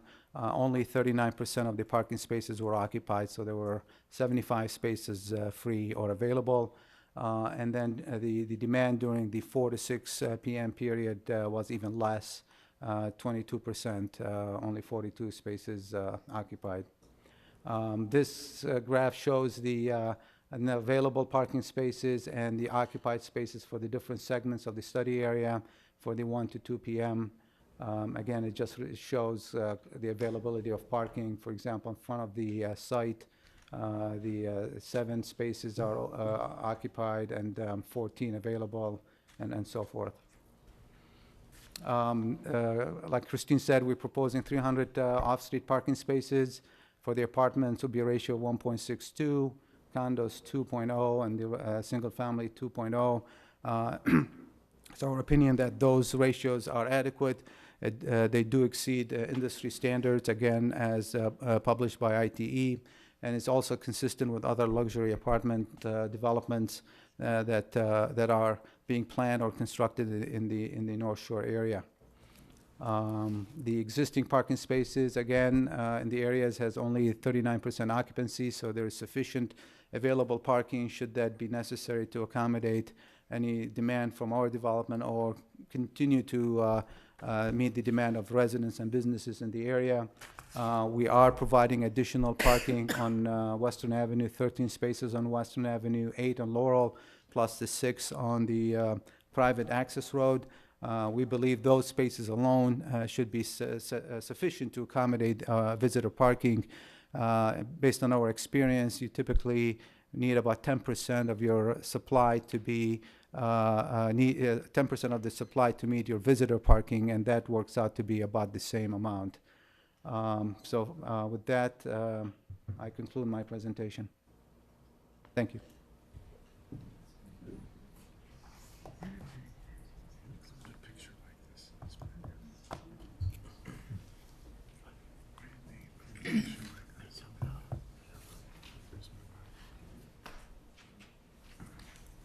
Okay.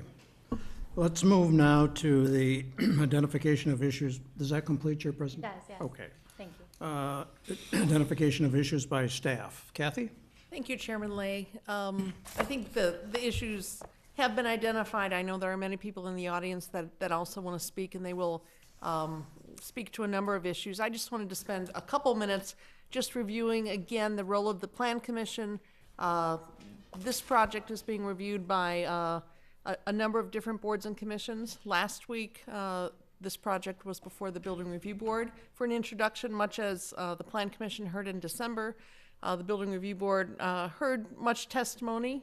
In conclusion, I think the direction, a quick summary of the direction the Building Review Board provided was they really acknowledged that this really will be a landmark, hopefully in the years to come, and they encouraged attention to detail, strengthening of the architectural style, really paying attention to materials and landscaping, and my expectation is that as this project develops, that we'll continue to see more detail. This project will be back before the Building Review Board at an upcoming meeting.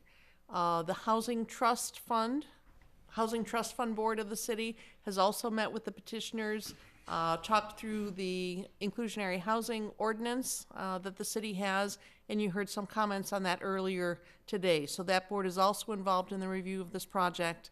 The Plan Commission's role is really to look at land use issues, look at technical issues such as parking, drainage, look at on-site circulation, look at overall compatibility with the neighborhood, overall site plan. That really is the role of the Plan Commission. The City Council, on the other hand, because this is a unique project, the city currently owns the land. The City Council has been involved in this project for a very long time already. In 2012, the City Council decided to reactivate the search for a developer. That search was put on hold after community discussions in 2007, 2008. So the City Council was actively involved. The Property and Public Lands Subcommittee of the City Council was actively involved in first issuing a request for qualifications and then a request for proposals, conducting interviews, and identifying focused development as the group that presented the plans that best met the goal that the city was trying to achieve with this site.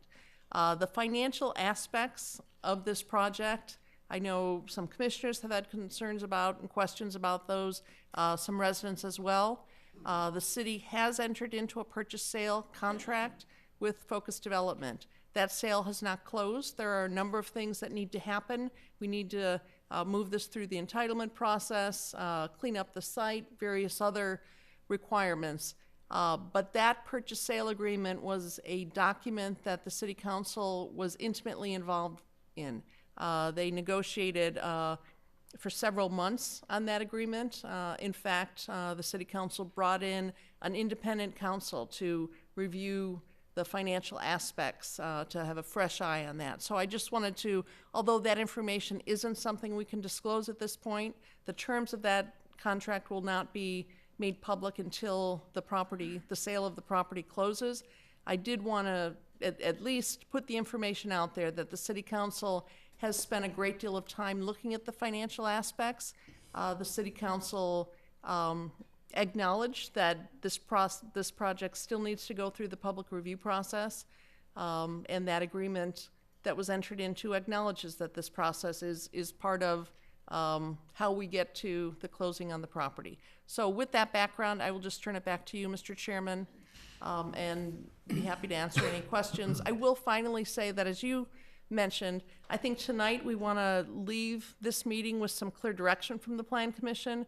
What questions do you have? What information do you need clarified? Are there areas where you would like further study, refinement? But clear direction from the Plan Commission would be very helpful. Thank you. Thank you, Kathy. Turn now to questions or requests for clarification of the petitioner or staff from members of the commission. Questions? I have none at this time. Okay. I have a question of the petitioner. Maybe the developer could speak to this as a philosophy, I suppose. I'm going to try to fashion this in a question without making comment at this time, but that might be hard to do. I think in general, I react to the idea of forming an outside space with the building blocks you've chosen to be actually a positive move, and one has to only see Market Square to understand the value of creating an outdoor room, to understand how that can really enhance not just that particular development, but the community in general. That area in Market Square has been sort of the navel of our town now for 100 years since they built the square. But so I actually I'm kind of in favor of that organization, and I see your north-south spine as kind of a logical place with which to divide the property. You bifurcate it on that side and then have that be the housing that's supposed to address the housing lying further to the west. So those first two big ideas actually, as concepts, make sense. But I guess what seems to be occurring to me, and I believe I'm correct, is that you put a street in and you put a square in, and those are very powerful things in city planning and town planning. And once you've done that, you seem to have taken the direction where you want to internalize the buildings and not create a relationship between those buildings and those spaces that are basically more traditional in an urban fabric. The buildings on the left don't address your street at all. And I'm kind of confused by that, because that's a strong spine, and it's as if then you decide you want to go into a different direction and create cul-de-sacs that are dead ends. So you've got a street edge, but you've turned your back on it, so to speak, and you have a square in the middle. In fact, all around the blocks, there are no real entry doors that signal entry that could be perceived as part of a fabric off that street or off that square. And I guess I'm asking this question, I'm not trying to criticize itsy-bitsy pieces right now, but I'm trying to understand what was the philosophy or concept about creating those strong planning elements and then turning and doing a different sort of philosophy with those, because the internal square is more like a college campus or a kiosk-gated community. And I just wonder what would be a good generalization for that sort of contrasting. Larry Booth with Booth Hansen is going to respond. Larry, would you like to say something? Sure. Those are very good questions, and they were things we wrestled with. Let me take the houses first. We put the north-south street in, I think, in the appropriate place. We might have had another choice if it hadn't been for that oak tree. And we thought if we came in here with the idea of cutting that oak tree down, we probably wouldn't get much of an audience. So we had to keep the oak tree. And we wanted to keep the oak tree just the way it is. We didn't want to intrude on its green space because oak trees are very tender. You change the water table a little bit, you change, and then they get tired and die. So we had to stay away from that oak tree. So, and I think this is the proper location for the north-south connecting street, which was set up in the request. Then what do you do with the houses? Had we been able, if the oak tree had not been there, we might have thought about having a street lined with houses on both sides, which would, I think you were referring to, which is a typical kind of suburban residential street. But given the fact that the houses really had to go where they went, we didn't want to line in the houses on the street and wall off the vistas and the viewing from the existing single families. So if you put yourself on the west side lot line and look east, you're looking through a number of wide green spaces, and you're only literally seeing 4 houses.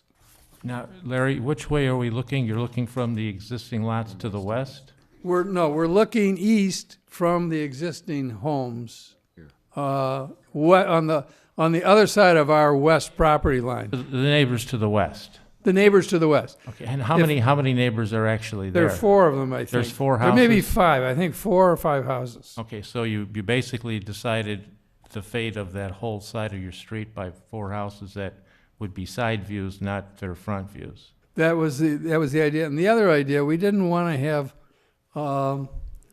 we wanted to keep the houses more intimate. So you go into these 2 sort of cul-de-sacs, you call them, I guess.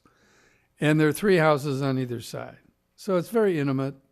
It's tucked away from traffic and activity. And the idea of the street is that there would be gates. There'd be 2, not gates with gates, but 2 entry points that would be identified as XYZ court and something like that. So if you had a house, you would be living in a courtyard. So it'd be your neighbors. You would be in this little community. So we wanted to create a community out of the 12 houses. So we divided them up into 6 houses in each community.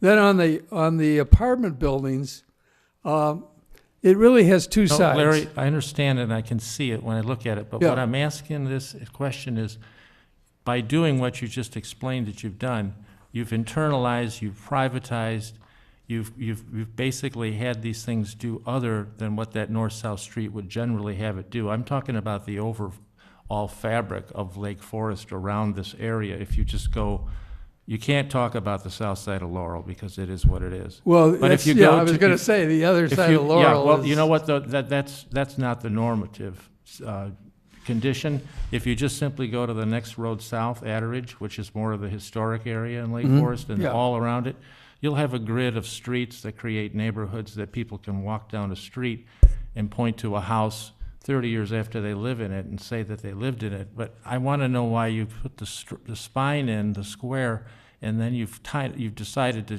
turn this into more privatized and exclude that from the town fabric. It seems confusing to me. You've sort of. I think it's very important that there are it's not a gated community. We're not preventing anybody. In fact, we're welcoming people as you'd walk along the sidewalks. There are these entry points where there's a sidewalk that would bring people into it.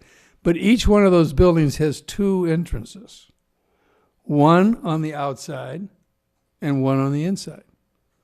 So I think we have to address both of those buildings, all of the buildings that way, so that to answer in response to your observation, that they need to have an entry point.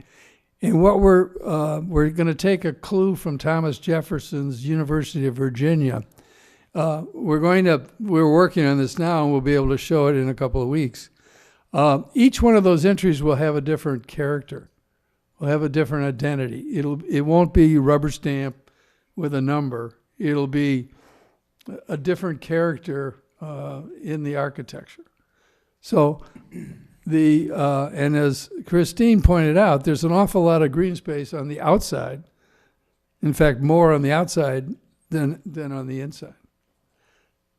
So Okay, so it's a tricky situation here because there's a lot of issues that you have to address. I think maybe then, just to summarize for an answer for myself, you've decided to kind of internalize as much as possible, kind of in a funneling down, the way these buildings and houses address the greater community in terms of its traditional relationship with streets. you could describe it that way, but I assure you that internalizing it was the last thing.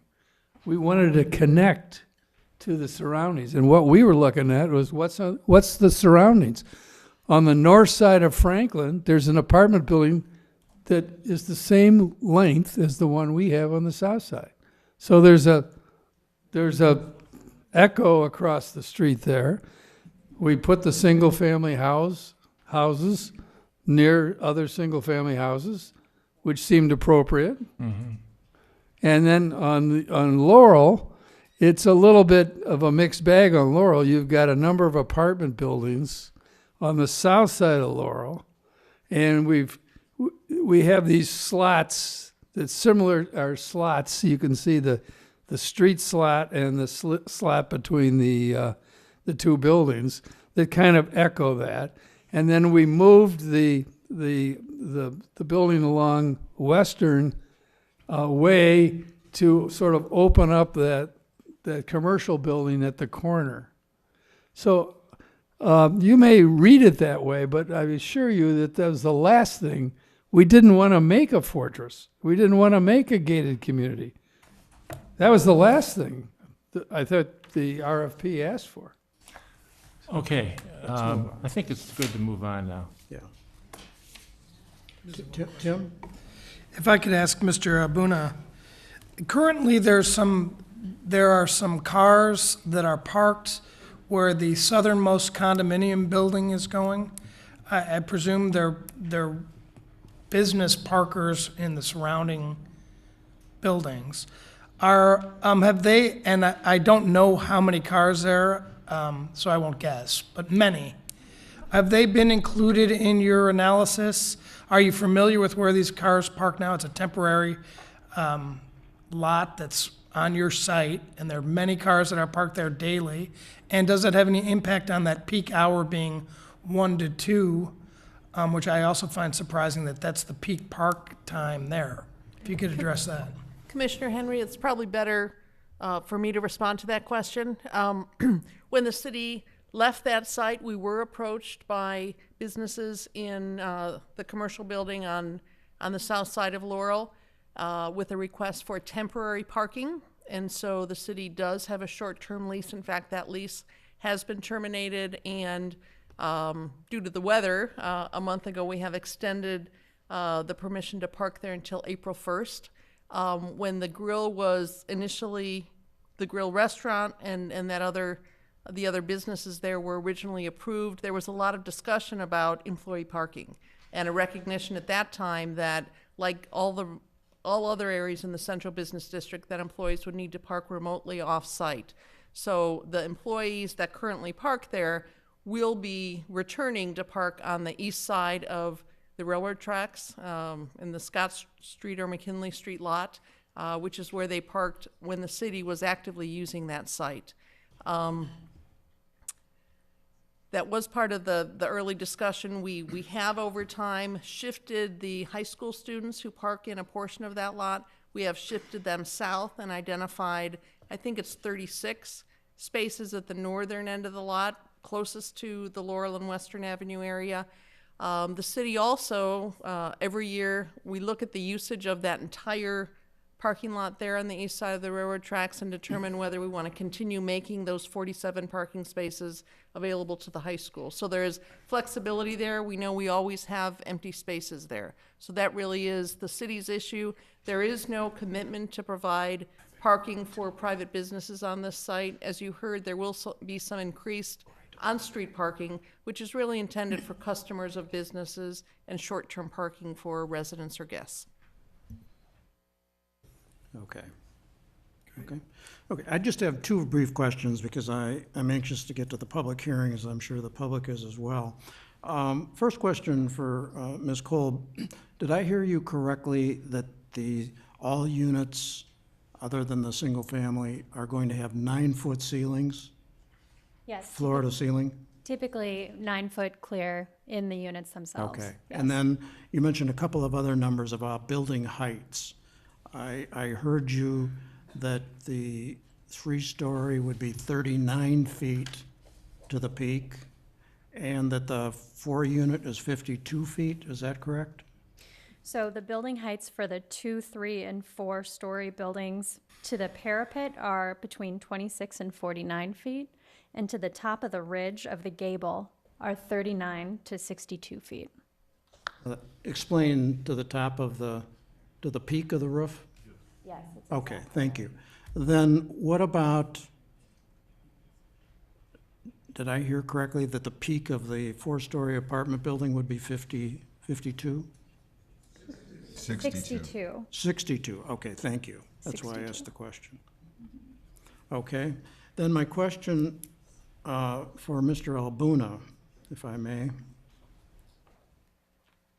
Sir, why did you not consider, assuming the project was built, why didn't you look at the effects at Woodland and Oakwood? Because the way you describe the potential traffic backup at Woodland and Green Bay, it seems to me, as you well know, traffic is like water. It when blocked, it goes, to the nearest point. And I would suggest that, or at least I would expect to see, that if you got backups at Woodland and Green Bay, that the intersection of Woodland and Oakwood would then become a secondary cut-through route to avoid Western Avenue and that Green Bay Woodland intersection. Did you consider that? We did not. We focused our attention on the main intersections that serve the study area. Your point is well taken, but on the other hand, we believe that if that does happen and there is a desire for the residents to seek alternate routes, I think there are other more readily available routes. We believe that Laurel Avenue, for example, could very well accommodate any additional traffic that may desire to use it to get out to Green Bay Road. That intersection operates well within acceptable level of service, even with the added traffic from our development. I think we were just looking at it conservatively and saying, what if more people use that the stressed intersection of Green Bay and Woodland, what happens?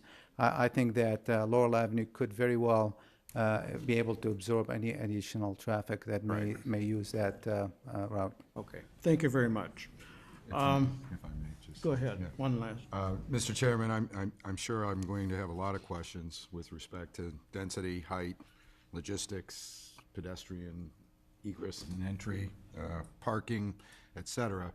But most of my questions derive from what I've heard the public testify on, and so I'd like to hear what they have to say before we go any further. All right, So- let's move into that right now. So far, we have requests from 12 of you to testify, and I'd like those 12 of you filled out slips to please stand, and to also have those of you who have not submitted slips to also stand as well. I'd like to swear you in. Okay, do you solemnly declare and affirm that the testimony you are about to give or have previously given is true and correct to the best of your knowledge? Thank you very much. I would also suggest, since I think this is going to be a long evening. If your comments have already been stated by another speaker, you can simply state your agreement with previous comments, or in the converse, if you disagree, so say. There is no need to repeat them. Also, I please implore and request that you please be respectful of other speakers and all points of view, whether you agree with them or disagree with them. And please refrain from clapping or criticizing other speakers. I understood. Okay, thanks. Our first person on those is Paul Hammond, 511 Beverly. And following Paul will be Jan Gibson.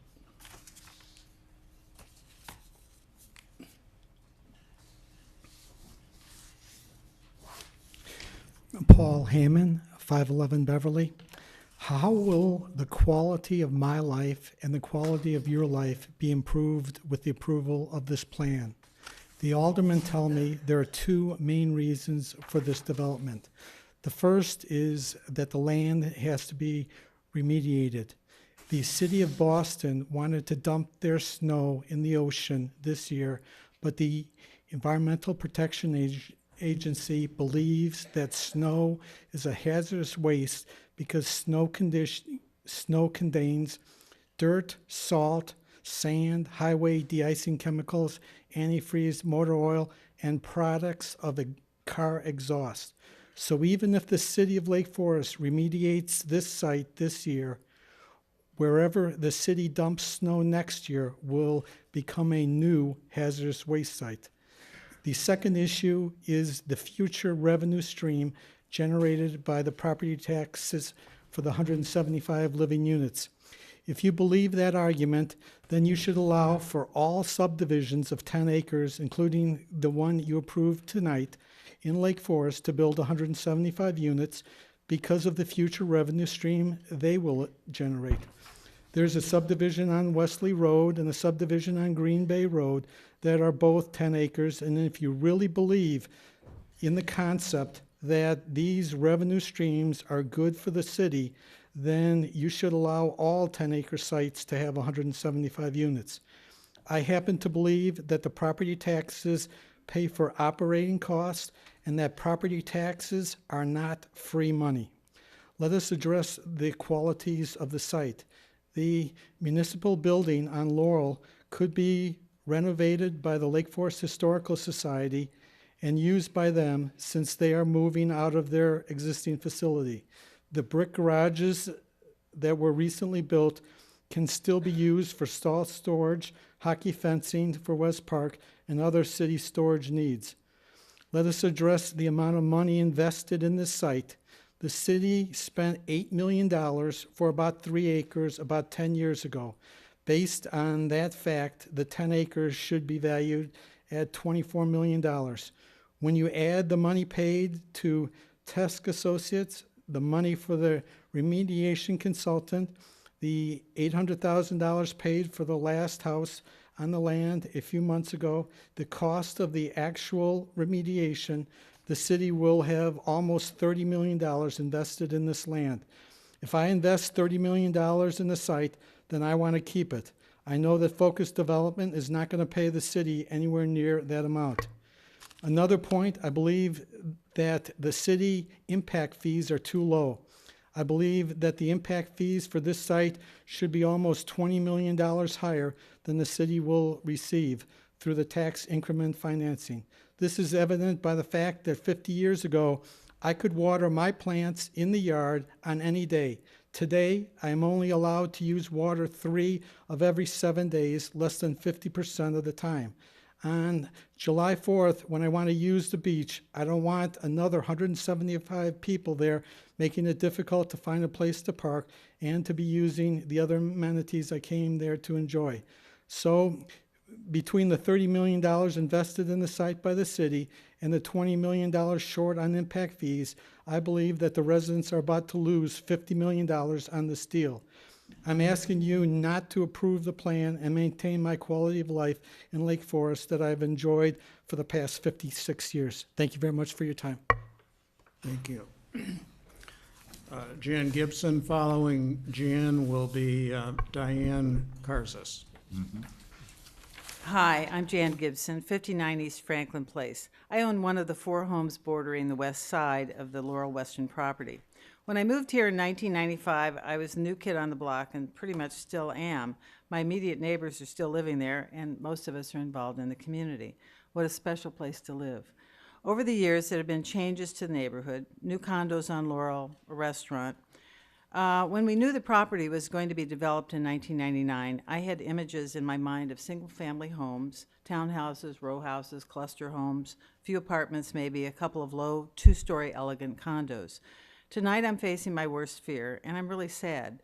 Lake Forest deserves so much more of the elegance that I had envisioned. There are 4 main issues: scaling, density, and setbacks, compatibility with the neighborhood, traffic flow and parking, solid design and quality construction. Regarding scaling, I think the plan is unacceptable. I think Larry Booth's plan talks Thomas Jefferson's University of Virginia and its classical plan, Sissinghurst, Hestercombe, picturesque gardens. Then the presentation to the BRB last week, he presented pictures of arts and crafts cottages that were no more than 2.5 stories tall.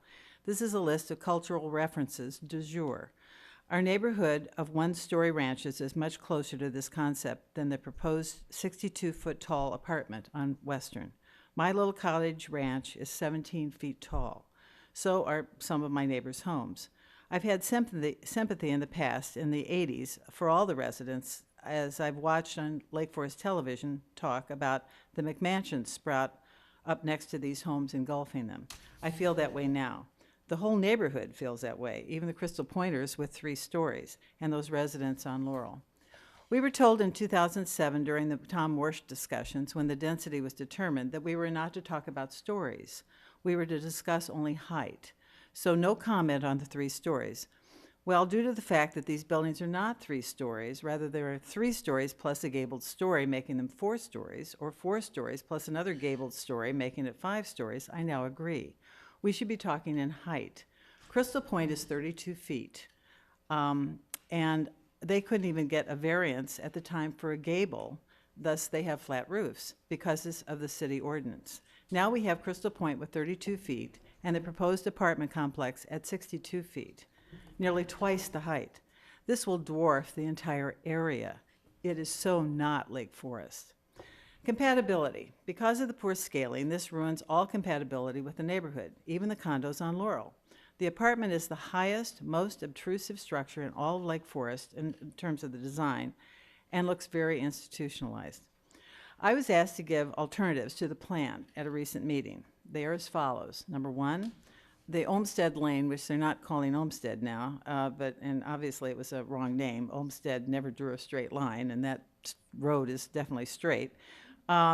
Second, I found out that the road was there due to fire and emergency vehicles. The road really should not go all the way through. It really should have a cul-de-sac at the end. Emergency vehicles can come back through.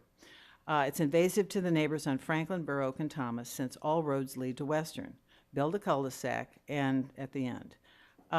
Even as Rick Swanson said tonight, exit accesses are sometimes problematic. Number 2, a second alternative on the road. Build a dog leg from Laurel and then swing it over to Western. Turn the lap pool 90 degrees in the same direction as the football field interior land. Move the lap pool a little farther south, remove the clubhouse, and have the lane extend out to Western in a real dog leg fashion. Number 3, reduce the height of the apartment building along Western. No building in Lake Forest has 5 stories other than the one on the college campus, or it's nothing is 62 feet tall other than maybe the clock tower. Versus the other point is traffic parking. The study was done December 10th and 11th. Take another study this spring, get the real numbers. There's also insufficient on-street parking. FedEx, UPS, postal, moving trucks, service trucks, to say nothing of the residents who want to zip in and out. I don't know how they're going to do it. To give you a scenario of traffic, let's say I live in the behemoth apartment building on Western. I drive out of Western onto errands. I've left my Lake Forest library book in the apartment and need to return to it because it's overdue. And I know that's a realistic scenario because we receive $50,000 worth of library fines a year. So I know that people in here have that. So what do? I could drive back into the garage. I find a space in front of the building. Since it's an apartment building, there's a moving truck. Apartments are transient. And someone needs to discuss the renter issues. So with that, there's not much of a place to park. So after 16 years, we need to get this correct for the neighborhood. Send Mr. Booth back to do another design, and let's revise and do it right this time. Let's get it right. Thank you. Thank you. Diane, following Diane will be John Drummond.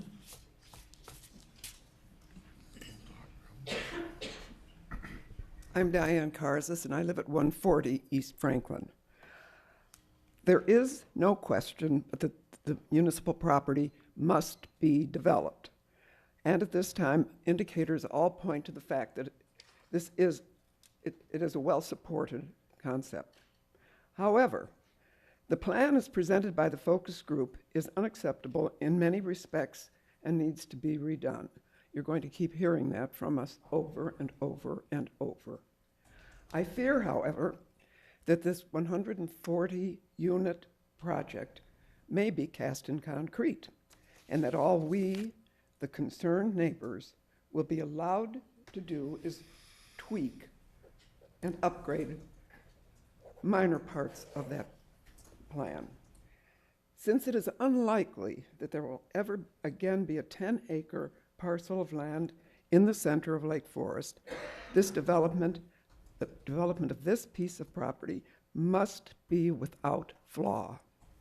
It must be a plan which does not compromise the integrity of Lake Forest, and more particularly the central core of the village. This proposed plan appears to compromise all that Lake Forest stands for and has represented for many generations. I've only lived here close to 60 years. The integrity of Lake Forest is being compromised by money because of mistakes made in the past.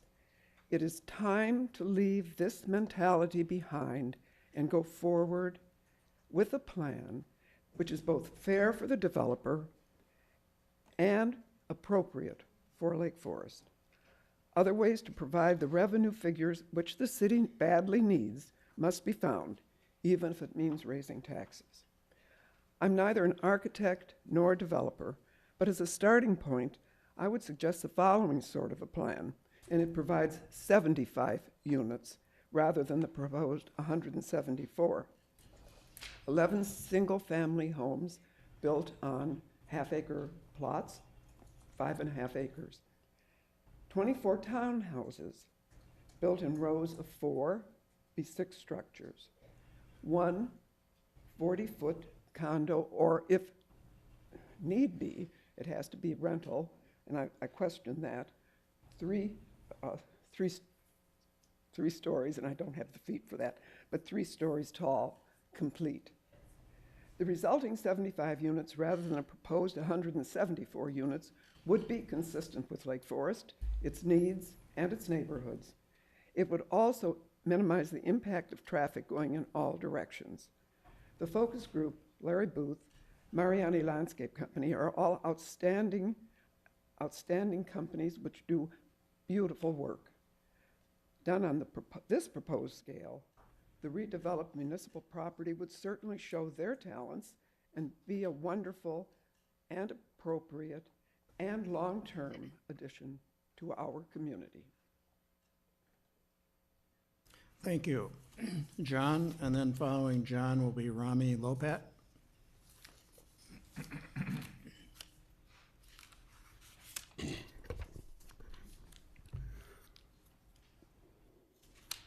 My name is John Drummond, 410 East Woodland, here in Lake Forest. Chairman Lay and Commissioners, thank you for your service to the community. I appreciate all your hard work. As a retired architect and real estate developer who has worked on numerous large-scale public, private, commercial, and residential projects, I would like to make the following recommendations to improve this development proposal. First, I want to question the need for a $31 million TIF for this project.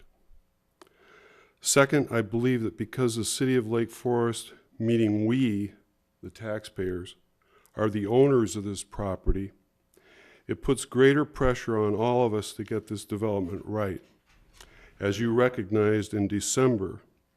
But it bears repeating. The logic supposedly behind the scale and density of this project is impossible to understand if we residents don't have the supporting financial information. It is difficult to evaluate and justify such a rigorous solution for housing on this important site. Third, from a common sense approach to the marketability of the residential projects being presented, I question the viability of the unusually high percentage of rental units in the mix. The rental units represent a majority, 118 out of 172, or 67% of the units proposed. In my opinion, the rental component should be a balanced percentage, say 1/3 rental, 1/3 townhomes, and 1/3 condominium, so that the ownership of units is in the clear majority. Otherwise, the transient nature of the rental component sets the tone for the project and will affect the entire neighborhood, if not the community as a whole. Make no mistake, as configured now, this is a rental-centric development. Given my retirement, my wife and I are good candidates for downsizing to this very development. We live very close to it today, but would we choose to buy here with this configuration? We most certainly would not. Obviously, one of our most significant deciding factors would be the rate at which our potential how home would appreciate. I suggest that given the ratio of housing types being proposed, that there will be no significant appreciation for homeowners. I'm interested in your view on this critical point. Fourth, while Frank Mariani's design for a green garden setting is commendable, I cannot fathom how the city staff would even consider the destruction of a well-used and well-sited public park to accomplish this rental density. Franklin Park should not be destroyed. It should be improved and cherished. This would go a long way to calm the neighbors' concerns, which have been voiced over and over for many years. Fifth, my wife and I have visited other focused development projects in the region. Most recently, we went to see the Reserve at Gulf Road and Waukegan Road in Glenview. This is a $3.5 million TIF on an 8.5-acre former Avon headquarters. All the 238 units on 8.5 acres are rental. Despite its commercial location on a huge intersection and next to Metro tracks, the Reserve is only a 3-story building, not 4 stories as Focus proposes for our community. Even at 3 stories, the Reserves look very tall and dense. Before you decide anything, I hope you tour the units at the Reserve, which is now under construction. Sixth, while underground parking is the only solution possible with this density, it should be part of the project for a reduced density as well, because maximum green space is essential. However, I believe that there is not enough dedicated guest or service parking on and around this site. I also cannot discern the stormwater retention program, but there should be no added pressure on street flooding or dirty water flowing into Lake Michigan. Finally, having listened to the city's TIF consultant at your December meeting, I came to realize that if the project fails to generate $31 million in tax revenue over the 23-year TIF lifespan, we taxpayers will have to foot the bill for the shortfall. This points even more directly to the need to re-examine the housing type mix and density, and perhaps to lower the costs in order to reduce the public's risk going forward. In closing, I ask, if Howard Van Doren Shaw, the renowned architect of the jewel of our community, Market Square, were here tonight, what would he say? I suspect he would suggest that the city slow down and think more carefully about what solution will be cherished 100 years from today. We are not yet there. Thank you. Thank you, Mr. Drummond. Rami? Following Rami will be Spencer Isola, or Isola. Good evening. My name is Rami Lopat. I live at 410 East Woodland Road.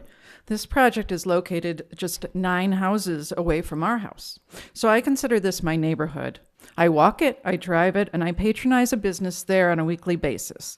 This makes me an expert on the inadequate parking situation at Laurel and Western.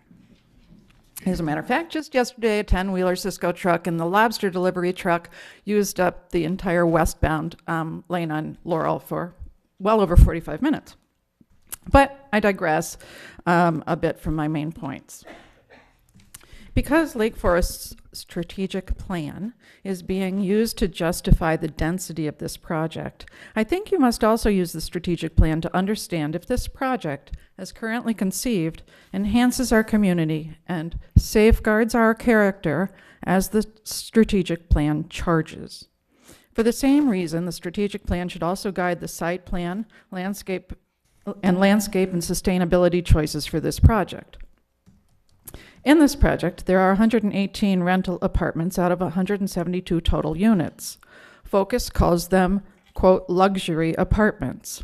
Now, Lake Foresters think that luxury is a basic human right.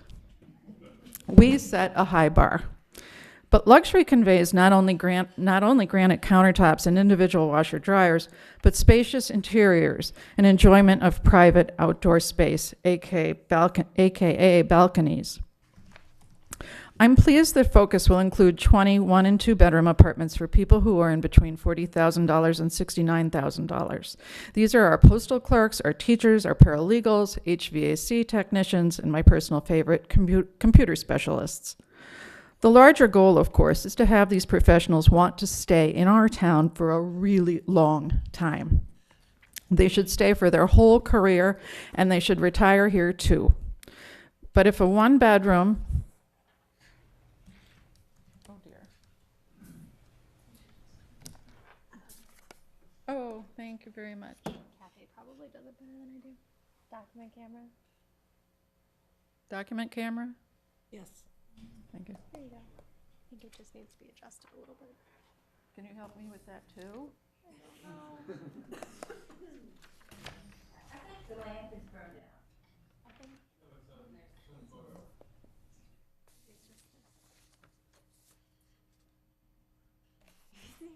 Your hand is beautiful.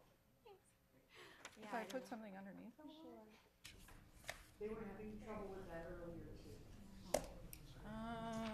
Let me see what I have here. I don't have a white piece of paper. It won't work. Oh dear, that's bad. Okay, well. What should we visualize? You should visualize a 750 square foot apartment with no balcony. And no bathroom connected to the bedroom. I don't think that unit, a 1-bedroom unit at 750, is conducive to long-term stability. The 1-bedroom unit is the size of a studio. It's cramped. It may be a starter for a single person, but that person will want to move out very, very soon. And will a single adult be able to afford a move-up to a 1,000 square foot apartment? What happens when you have kids? Can you move to a 3-bedroom or buy a condo in this project? Instead, let's give all people, units that are a decent size for a long lifetime of use. I would like to see Focus recalculate the square footages and layouts so that they work for residents long-term. Size matters, especially when luxury is the promotional hook. And layout of the buildings matters too. If the front door of this apartment building is 300 feet away from the end unit, walking that distance will get tiresome, that long hallway, really fast. And if I'm a homeowner there, I'd like to know that there's a range of floor plans as well. I think there's only one. I could be wrong. Focus states in its statement that it engaged the area's top-performing real estate agents to gauge the nuances of the Lake Forest submarket, end quote. I ask that these nuances be closely examined by you so that we are sure to get the offering of unit types absolutely right. This project must be a moneymaker for decades to pay back the TIF. My second comment regards the site layout, which to me is impossible to separate from the landscape and its architecture. Mr. Booth told you in December that, quote, the star of this show is the garden. We set out to do a great garden. Mariani's landscape architects were, they say, inspired by Sissinghurst and Hestercombe, famous gardens in England. I'm not going to get anywhere. That's so sad. You have to visualize gardens in England. I want to believe Mariani, but I see little evidence of this beyond 2 rows of matching trees lining a roadway. Right now, this site plan is not a series of garden rooms that change color or are wildly exuberant in a formal setting, as Sissinghurst is called, or gardens of various terrain levels. I don't see stone steps in the corners of the lawn or pergolas supported by stone posts. I don't see a tall tower like at Hestercombe or Hestercombe's diagonal walkways. I don't see amphitheater seating on the edge of the lawn that would be conducive to community. A great lawn might also be great for concerts. But if the condo owners are footing the whole bill for lawn maintenance, they will not want renters using it for free or the rest of us coming to an evening concert in this fabulous garden setting. So am I done? One more minute. Okay. Another important thing in the site layout is reckoning with the enormous shadow that a 4-story building will cast all morning onto the lawn, and an equally big shadow in the evening all along Western Avenue. That's because it's a 4-story rental building the size of a football field. It's too long, too tall, and too large. And another shady area as well will be on Franklin, where a 300-foot building creates a canyon effect since it's across from another 300-foot-long building. I wanted to show you some examples of tall buildings that have been sunk lower into the ground to reduce their bulk and height. There's one in Highland Park, right downtown. Mr. Booth also told us in December that the site plan is Thomas Jefferson. This is the University of Virginia. I don't think so. I've seen the University of Virginia, and I don't see the similarity. Last, the strategic plan emphasizes sustainability. That is using pollinator plants, that is stormwater retention, solar use, LEED standards. Does it have herb gardens and places for people to grow food? Is it totally bicycle, handicap, dog, elderly friendly? Last, I would say I would like you to take a look at the community center. Perhaps it could be moved more at the corner of Laurel and Western, where we enjoy the charms of a little brick building and a lovely perennial garden right now. That new community center really is hidden. It's not really a welcome entrance to this site, especially because most people will probably come from the downtown to see this site. Why isn't the community center right at the head of this project? Thank you for your extra time and consideration. Thank you, Rami. Mr. Isola, and then following him will be Stephen Brune.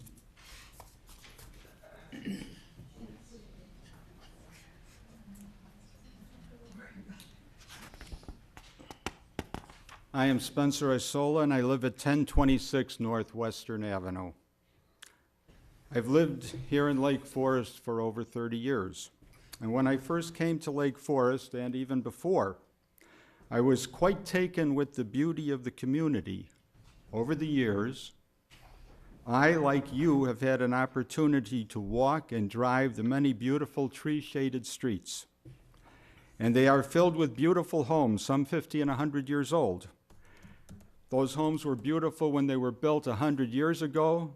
They were beautiful 50 years ago. They're beautiful today. And in 100 years, they're still going to be beautiful because they are well maintained. Beautiful homes are an important part of making Lake Forest the exceptional community that it is. Now you are considering basically an apartment development that includes a 4-story building that, because of the roof line, is really 5 stories.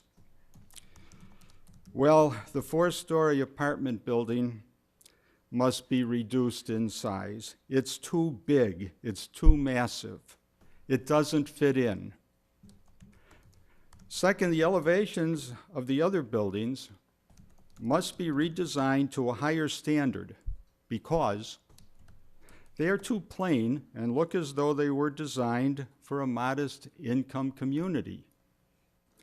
The development is now planned just isn't compatible with Lake Forest standards. 4-story buildings that are really 5 stories and plain buildings just won't do because they are out of character with our tradition of beautiful homes.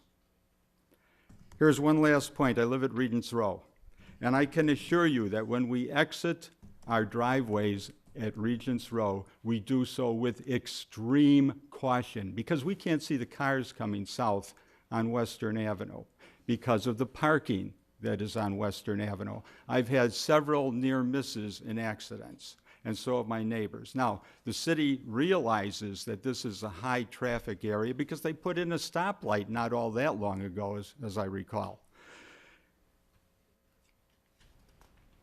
When this new development is built, 175 units, my guess is that that will provide us with what, 250 or 300 cars more that we have to deal with during the day.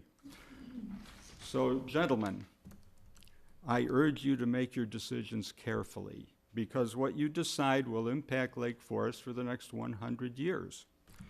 And your decisions will be an important part of your legacy. May I just bring up one other point? Mr. Bloom referred to the rental units at Crystal Point. I believe that Crystal Point is condominiums, and he did refer to the rental units along Laurel, and I believe that the units along Laurel are condominiums. And I believe there is a big difference between home ownership and rental. So, gentlemen, thank you for your consideration. Thank you.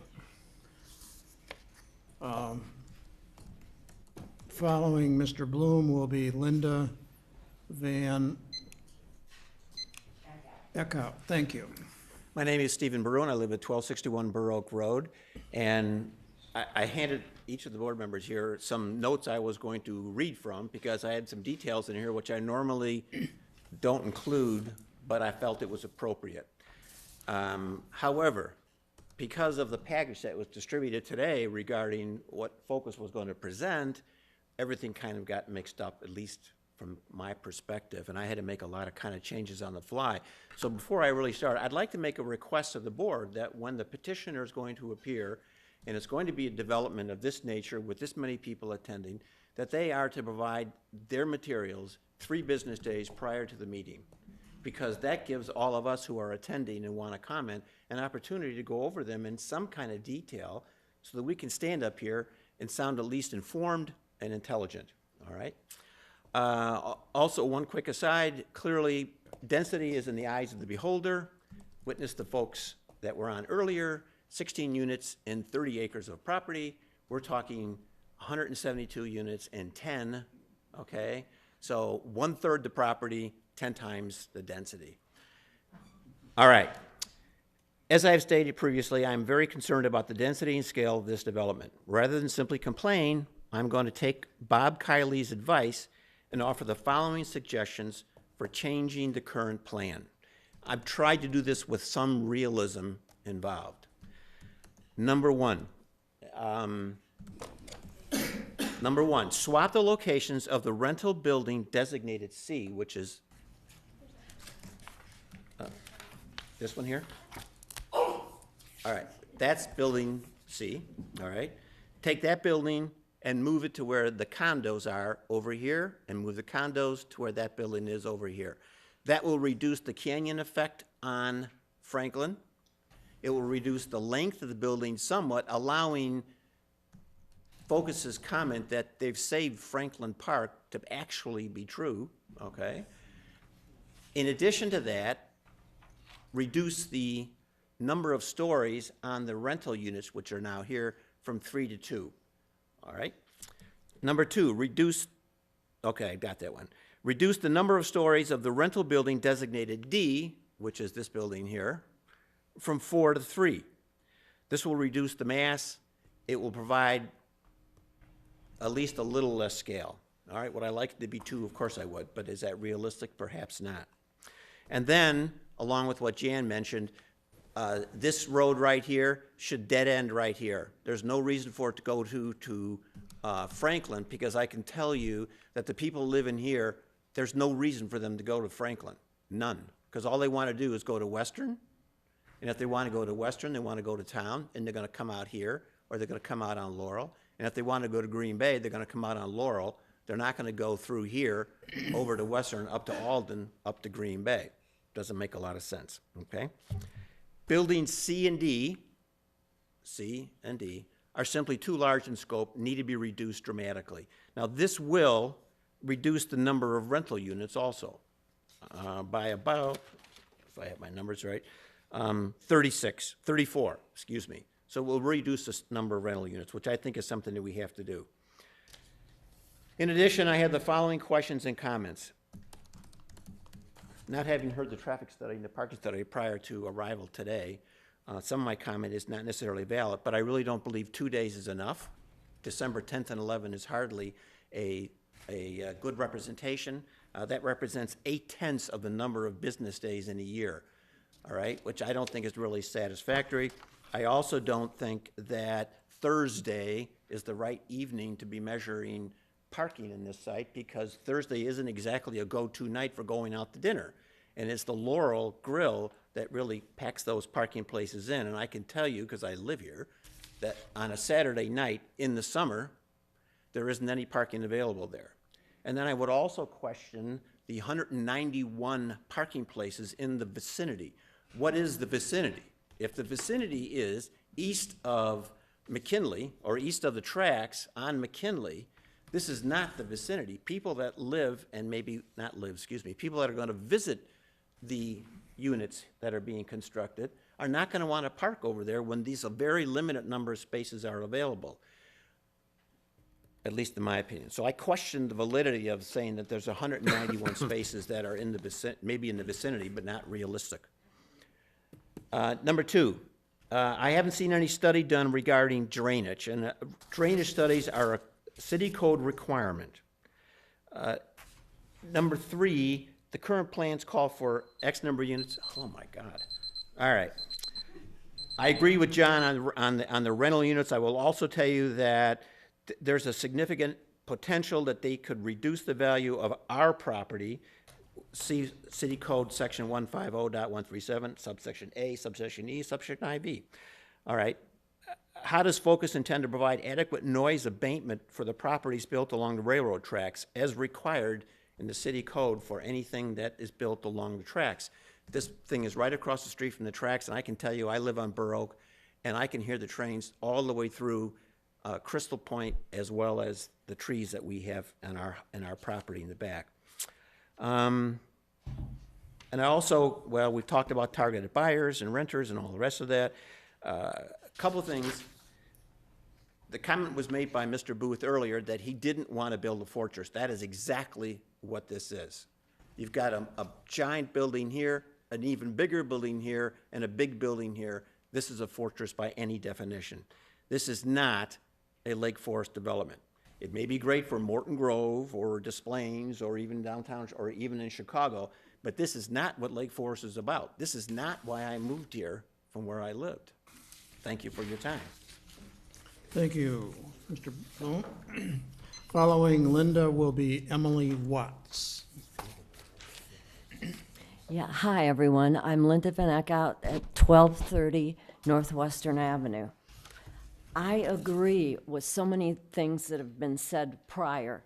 The gentleman about the amount of rental property, the four-story building, and the parking. I don't know if anybody has been to the grill lately with the Deer Path Inn closed.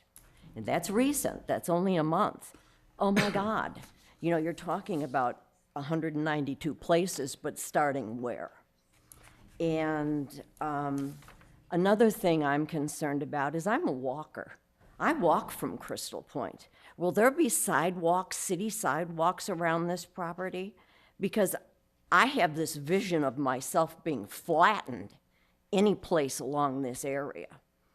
And cars. They talk about the amount of cars there's going to be.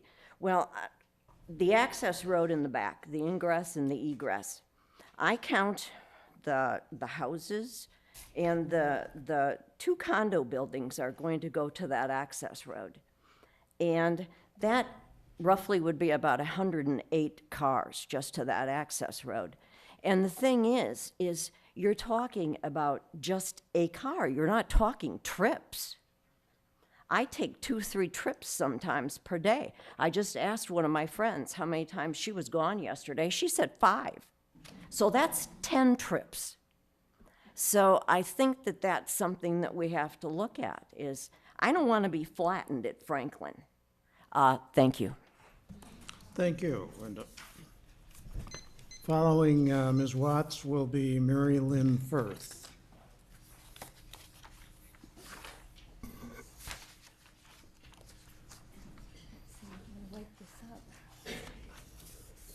How do I wake up the screen?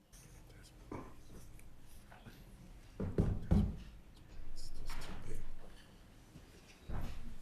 I touch this? No? Thank you, Kathy. Oh.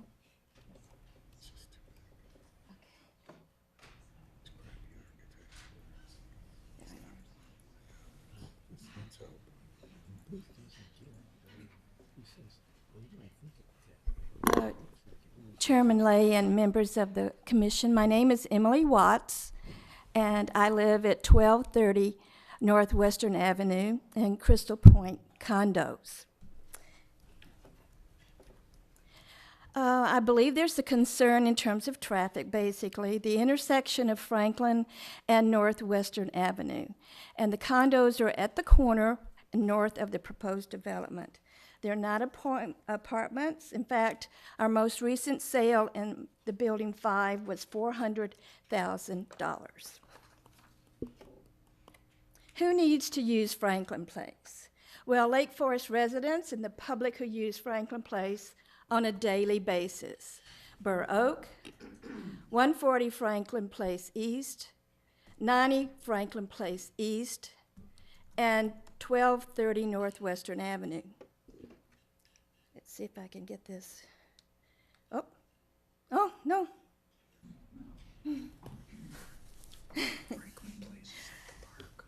How do I? Right at the corner. Oh, there we go. All right, thank you. I wanted you to look. This is the single lane approach. Can you see that? There is someone getting out of a car, and there is a car going west on this single lane approach. On Franklin. On Franklin, yes. Travel on Franklin Place is problematic even now for cars traveling east or west if there are any parked cars on this residential road. Now, parking is just for 30 minutes, but if there's any car, we have to wait. There will be a queue. There will be people waiting until that van comes forward if we want to go west. Any additional traffic exiting or entering will substantially add to the congestion and unsafe conditions. It's disturbing to realize that there is a planned interior road lane. Now that name has been called a lane, it's been called a road, it's been called a street. I'd like to know what it is. On the north side of the development, that would lead to Franklin Place. And a few people have given some recommendations in determining having it a dead end or having a cul-de-sac. Something needs to be done. Something you may not know is that periodically, 90 Franklin Place, 140 Franklin Place, 1230 Northwestern Avenue are required to park on Franklin or Northwestern Avenue when their parking lots are being resurfaced. And that's anywhere from 2 to 3 days. That happens periodically every 2 or 3 years. So you may not be aware of that. There's a safety issue. Cars traveling south on Northwestern Avenue. If you see, Crystal Point is on the right, and that white car is traveling south, headed towards downtown. There's approximately 80 to 100 feet before you even reach Franklin Place. Remember that, all right? Why is that short distance to Franklin a safety concern? Because a number of cars cross the double line prior to reaching Franklin Place. Look at that white car that's over the double line, all right? You only have a short amount of time before that car goes around the end of that S-curve and meets Franklin Place, people entering or exiting Franklin Place. Unsafe conditions. Look at this car, this van on the left. It's totally over the double lines. And as you see on the right, the photograph on the right, that car continues south on Western Avenue. Now, Mr. Abuna, I can give you the dates and times. January 20, 21st, 22nd, 23rd, and 24th, 2 a.m. times, 3 p.m. times. I sat for 10 minutes watching and doing an observation of the number of cars that crossed over the double line prior to reaching Franklin Place. So, 10 out of 9, 9 out of 9, 10 out of 9, 6 out of 10, and 7 out of 10, for a total, it's hard to read in the red, 40 out of 49 cars traveled over the double line for 5 consecutive days at different times of the day. Now, on average, cars traveling south on Western Avenue, right there at that curve, now you're looking north, all right, but they're coming around that corner, have taken approximately 5.6 seconds to reach the intersection of Franklin Place. So you have people going over the double line, speeding, think about 5.6 and 80 to 100 seconds, 80 to 100 feet. So the volume of traffic generated by the proposed development of the interior lane road street will result in congestion and unsafe conditions for area residents and the traveling public. Thank you for your time. Thank you. Following Ms. Firth will be Frank Martin.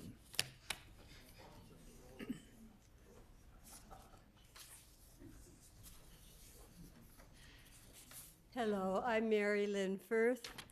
I live at 1350 Northwestern, Crystal Point, and I've also lived on Burr Oak. And I'm going to be the briefest because my concern that brought me here tonight was traffic, and the gentleman has had a speech on traffic. He has observed and studied, but I live it. And at this moment, when the traffic light went up, as Mr. Isola said, they also built a concrete little garden which prevents any right-hand turn. So you must wait in the line, and sometimes it is a couple of lights because, there are certain times when it's busier than others. But I was thinking, if you're held up with 3 or 4 cars in front of you and you're waiting, what is going to happen when the 170 occupants, most everybody has a two-car family. And, you know, I'm being dramatic, but is it possible there'd be over 100 cars waiting there to get through that red light? So I'm going to leave it into the hands of all those who have spoken so well and just continue to be concerned about that traffic. Thank you. Thank you. Following Mr. Martin will be Beth Napoli. Good evening. My name is Frank Martin, the president, excuse me, of the 105 East Laurel Condominium Association. Our building sits directly opposite that wonderful great oak tree that envelops the current vacant office building at the municipal site. That's good news and it's bad news. The bad news is with the proposed road, the interior road that goes from Franklin on the north to Laurel, that access road will basically enter the street between our driveway and the driveway directly to the east of us. So essentially you will have 3 driveways converging in that one little spot. And I think that that's going to be more of a traffic mess than perhaps anybody thought about. We also anticipate, especially if there's access on the north and on the south, that we will have some light pollution from headlights that will go into the middle of our building, into the middle of the other building, and we're already anticipating that we'll have to have a landscape buffer out there. We've discussed this at length in the building, and we think that there might be 2 ways to mitigate this. Number one, we understand also that the city was asked to put the road in because of fire and emergency vehicle access. That's great, nobody begrudges that kind of access. But we think a way to get around the additional traffic it will put onto Laurel would be to put some sort of architectural feature in the middle that will essentially make it one way going in and one way going out on Laurel. Same thing on Franklin. So there's no drive-through between Franklin and Laurel. At the briefing that the city gave the neighborhood on Friday, 1 or 2 residents indicated that they would definitely, from Crystal Point area, indicated that they'll use that access road as a shortcut over to Laurel to get over to Green Bay. We don't think that that's very good for the residents of the new development, nor do we think that's a good thing for those of us who are on Laurel. So we would hope that there would be an investigation of what could be done if that access road must be there. With all due respect to the gentleman that conducted the traffic study, I, like other people before me, believe that that study was quite inadequate and not accurate. 2 days in December, low traffic period, a lot of people out of Lake Forest because it was just before the holiday period. If you've ever been there on a Sunday weekend, Sunday, Saturday, when it's nice and warm, you'll find every one of those parking spots filled up to Crystal Point on both sides of the street. You add 320 people into the mix that will eventually reside there. What will that do? Where will their guests park? I'm not quite sure that the on-site or the on-street parking is adequate at all at this point. Then what about the FedEx trucks, the electricians, the plumbers, the delivery guys from Apt Appliances? Where are they going to put their vehicles? And if anybody's been through the Western and Laurel at lunchtime or around lunchtime, there's always a traffic backup there with a big 10 or 18-wheeler truck from Cisco delivering their supplies to the grill. What are you going to do when you put parking spots on the north end of that and you have basically the center of the street blocked by delivery trucks, and then there's parking on the other side? So we think that that needs to be revisited. Overall, in our view, like so many others here tonight, we believe that the density is wrong. There's just too much density, bringing too many cars, too much probably pollution, too much vehicle traffic. we anticipate, like others perhaps have done up and down Laurel, that we're even going to have to engage the services of a towing service, because we think people will always look for empty spots. And so we're already thinking about that as something we're going to have to do. I also think that the congestion at the corner of Western and Laurel, as well as Laurel and Green Bay, will be much greater than anticipated. My suggestion would be that a new study, traffic and parking study, be arranged in warmer weather at different peak periods to include the weekend, because that's where you're going to get a lot of parking difficulties on Laurel and on Western. Thank you so much for your consideration. Thank you, sir. Beth, and then following Beth will be Phelps Langtree. Is Beth? Oh, there she is. Okay. Good evening. Thank you for having all of us. So many good things have been said already. I'm Beth Napoli, and I live at 58 East Laurel. Jan Gibson is my next-door neighbor, and so the proposed village will be behind our house.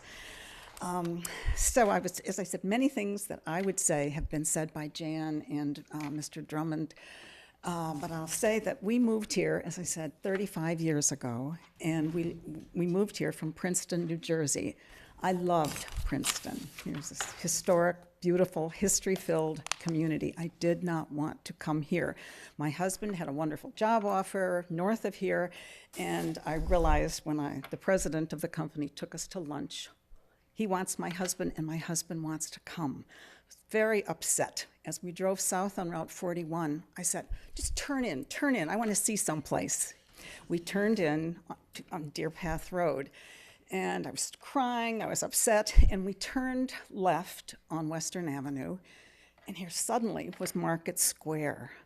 And I said, oh, this is like Palmer Square in Princeton, which is right across the street from the university, Princeton University. And I said, oh, this is really nice. And so my husband realized I was relaxing more. We drove around, fell in love with Lake Forest. And but especially, as Mr. Drummond said, here was our jewel, our gem, Market Square. So I was thinking about it, 1916 was the year my mother was born, so I've always remembered that number. So I was very fortunate to work in a business right under the clock tower. I was there 17 years, and every day that I went to work or left work, I smiled at Market Square and thought, oh, this beautiful place. The architecture, everything about it stayed as beautiful when I worked, as I said, that's 17 years, as it was in 1916. It might have even been improved, but it was still such a beautiful place. So here I am, as I said, Jan and I are next door, and I think, all right, if we look at the community that's proposed to go in now, there's nothing like Market Square. This is a closed area. This isn't opening that corner. It's closing that corner. And as I said, all the issues about density and pollution and lighting and all those things are there. But indeed, would Mark Van Doren Shaw want to live there? Mm-mm. And we love Lake Forest. Let's keep Lake Forest like Lake Forest. Thank you. Thank you. Following Mr. Langtree will be David Fallon. I'm Phelps Langtree, 1230 Northwestern in Crystal Point. I want, on the subject of the volume of the construction, I want to coin the term people warehouses. That's what it reminds me of. I've been going to city council meetings for more than 30 years, and I don't know how many times I've heard people talk about the flooding problems up north, Woodland Avenue, and then farther north on Western Avenue. And we've lived in Crystal Point now for 12 years, And every time there's a heavy rain, there's water all across, curb to curb, at the low spot on Western Avenue. They just have never solved the drainage problem. And I hope I don't know whether the city has ever tackled it in this 30 years, but if we add another development at the top of the hill, which Laurel is a high spot, really, all that water is going to come down from less grass, from less, impervious. It's all impervious, and we're just going to have a horrible problem. So I'm very concerned about the storm water drainage problems at these low spots. Thank you.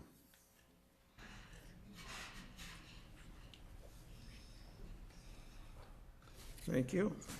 Following David will be John Cordell. Hi, my name is David Feller. The advantage of coming so late is that virtually everything has been said already. There are a couple of points, though, I think that are worth repeating. One of them is a point that I made in December. The TIF financing that underpins this development. I'm not sure it's been very well publicized for the citizens of Lake Forest, but should the revenues from the TIF not meet the requirements, that will cause a problem for the residents. That money will have to be paid by the residents of the city. And the only way that's likely to be is through a tax increase. And I think that's something that should be made pretty well aware to everybody. Secondly, I think the traffic survey that was done, it's a pity and I don't mean to be rude, but it really is a pity that the Booker Ban award can't be given for this work of fiction, because to say that 300 cars are going to cause a 3% change in traffic patterns is ludicrous. And certainly, when the parking study was done, I noticed that the end of that study was at 6 o'clock. The Grill, which is one of the big parking users in that area, doesn't really pick up business till 7 or 8 because it's a restaurant. So I think it's completely, I think that the parking study really should be done by the city, not by the people who have a vested interest in making sure the numbers look good. And that's what we have. We have something that's certainly open to bias. It doesn't make any sense from any standpoint. I noticed one of the slides that was shown recently for the apartment building. On a daily basis, there were something like 10 cars leaving. Now, if you have 100 and something apartments and only 10 people are leaving that building, how's that going to work? It makes no sense. How are they going to pay the rent? They got to go to work. So, some of these things just don't make any logical sense whatsoever. The drainage thing is something that has not been discussed. It should be, because, as that other gentleman said, that's a very serious issue. And finally, there was a picture that was shown of a kind of street side development of Western Avenue with that building. If the idea is to replicate something like Market Square, where basically you have a 3-sided vantage, so people can actually see the square, having a building that is a block long and 62 feet high, no one's going to be seeing that.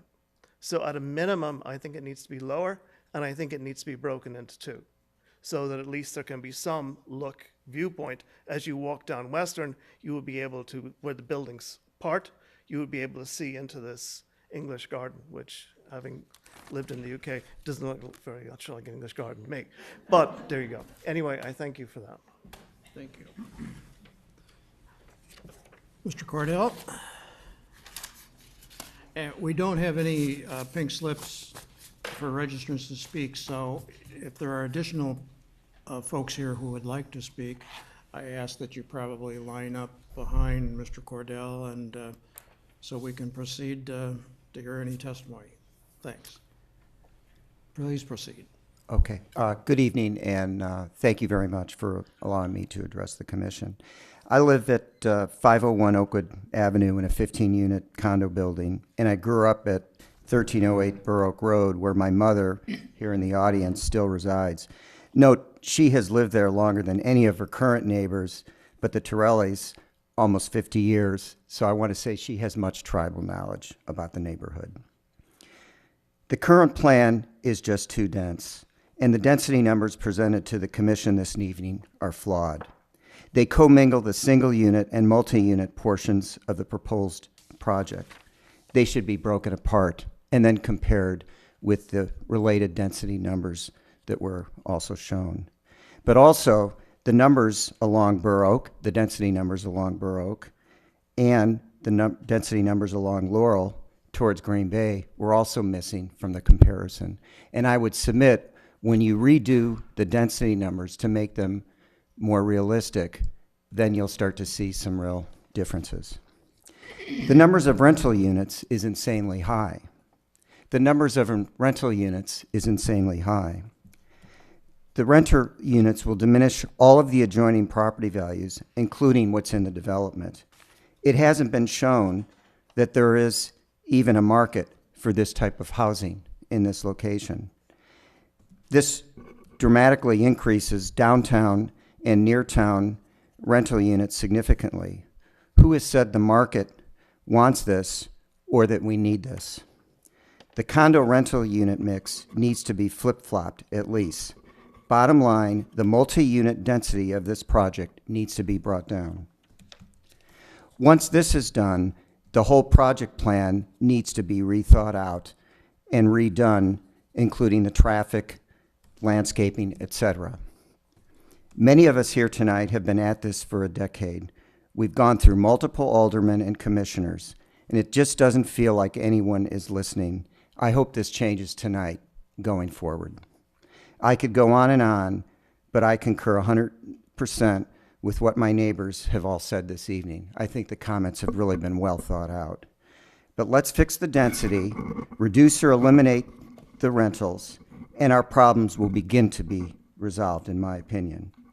By the way, on a side note, the traffic numbers presented tonight, I think really need to be redone, and I think we've, addressed that ad nauseum, but I just want to emphasize that they should be done in the warmer climate, but when the high school is in session and there are athletic events going on over there, and then we'll get a real picture of the traffic impact. Finally, the infamous oak tree that we've been talking about so much, in my opinion, could very well likely die within 10 years, given my experience living on Burr Oak, and which is named, of course, after Burr Oaks, and hearing a lot of input from tree experts on how sensitive these trees are to their climate. So let's be very careful about building a development that'll be here 100 years around a tree that's very possibly going to be gone from us in 10 years. And by the way, I'm a tree lover as much as anybody else in Lake Forest. Thank you very much for your comments. I hope you'll consider my comments tonight as well as all the others here very seriously going forward. Thank you.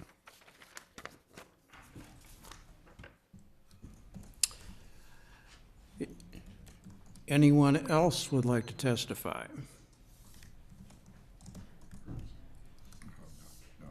Briefly? No, I don't want to testify, Mr. Chairman, but I would like to submit my illustrations to you for the record. We would appreciate that. The record is always open. Kathy will make sure we get copies of it.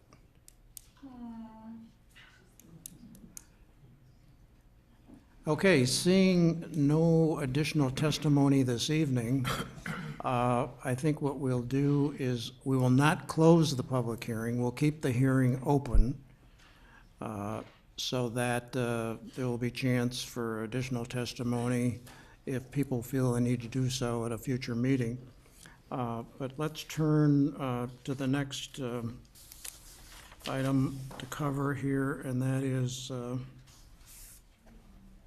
staff response to the public testimony. Kathy? I would suggest at this time that maybe the commission offer comments and feedback. I think we've heard a lot of comments, and I know I've taken notes, and I know that representatives from Focus have as well. But I think the comments from the commission are really important at this point, given the hour. Should we then dispense with petitioner rebuttal at this point, since we're holding the hearing open? I think you should offer the opportunity for petitioner rebuttal. Why don't we offer Ms. Kolb? Is there anything you'd like to cover, say, in 5 minutes or so? Yes, we appreciate all the comments that were made this evening. We've taken extensive notes and appreciate the written notes that Steve Bruin passed out as well. We'll take all these comments into consideration and have a full response at the next Plan Commission meeting. Okay. Okay, thank you very much.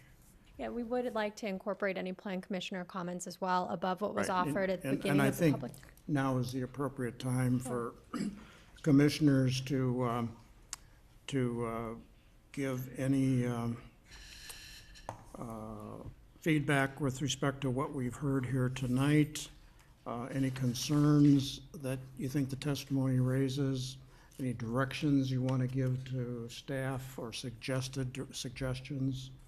I don't think we'll need to take a vote on direction, but just perhaps one by one, have each commissioner give an opportunity to respond to what we heard and to offer suggestions and comments to petitioner and staff. So that, assuming we get a different iteration from petitioner, that we make sure that we weigh in at this point as well. Well, may I start? Sure. And I think what I'd like to do is give you my thoughts on some things I'd like you to consider. And I'm going to try to also dovetail this with what I've heard from the audience, who were quite articulate tonight, and we're appreciative of your input, very much so. Although I never thought I'd live to see the day when Jan Gibson would quote Rick Swanson, so I was actually glad to be here just for that. With regard to the street, the north-south street, which has been discussed on a lot of different levels, I actually think that there is a way for us to put this street in, and I think it's really necessary. I think it's a dangerous thing when we start to, as a community, block streets. I think that streets, without streets, you don't have a city, you don't have a town.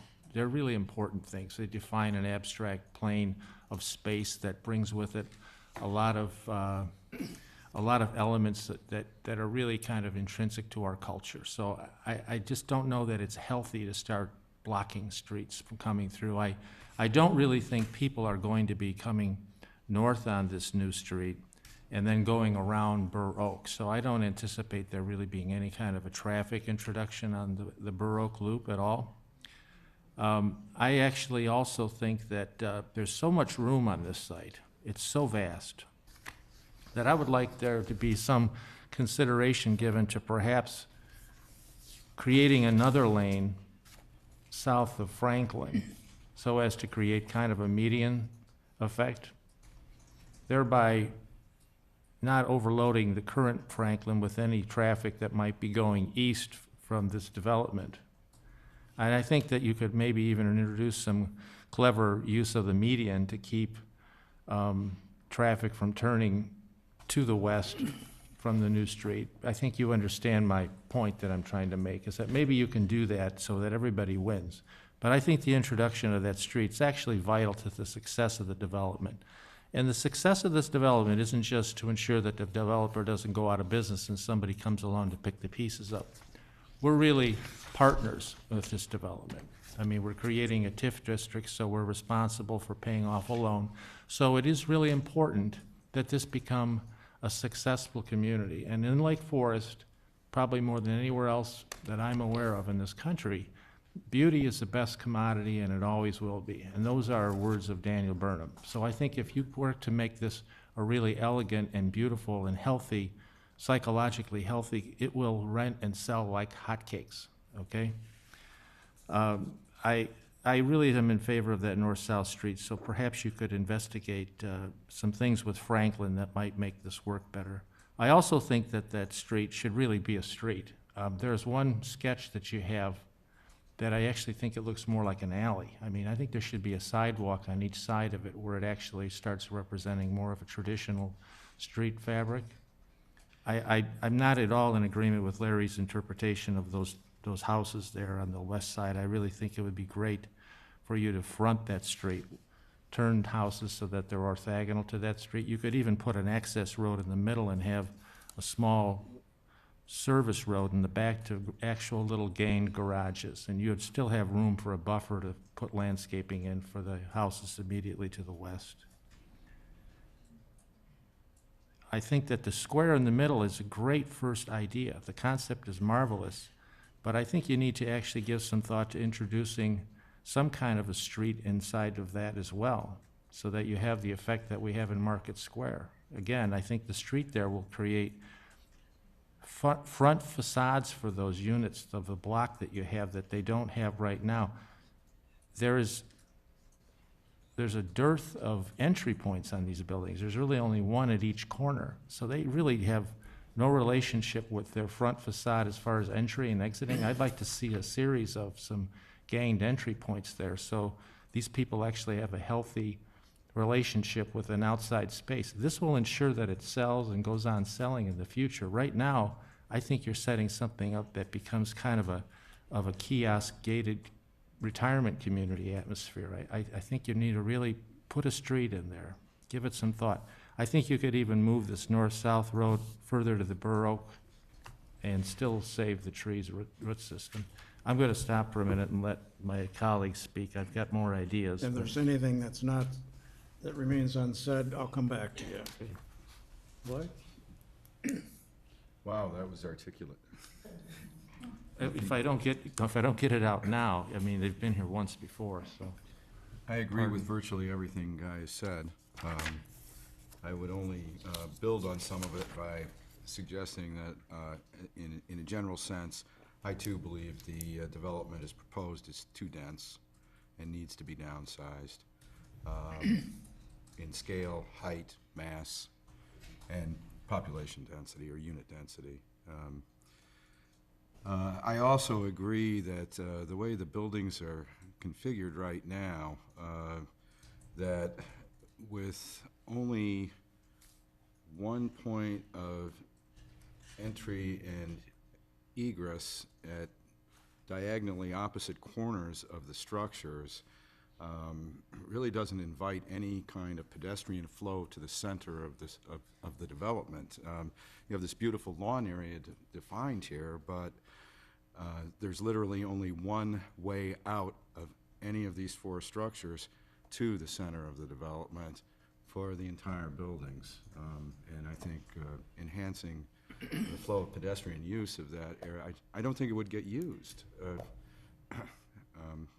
unless you enhance the ability for the residents to get to the center of the development.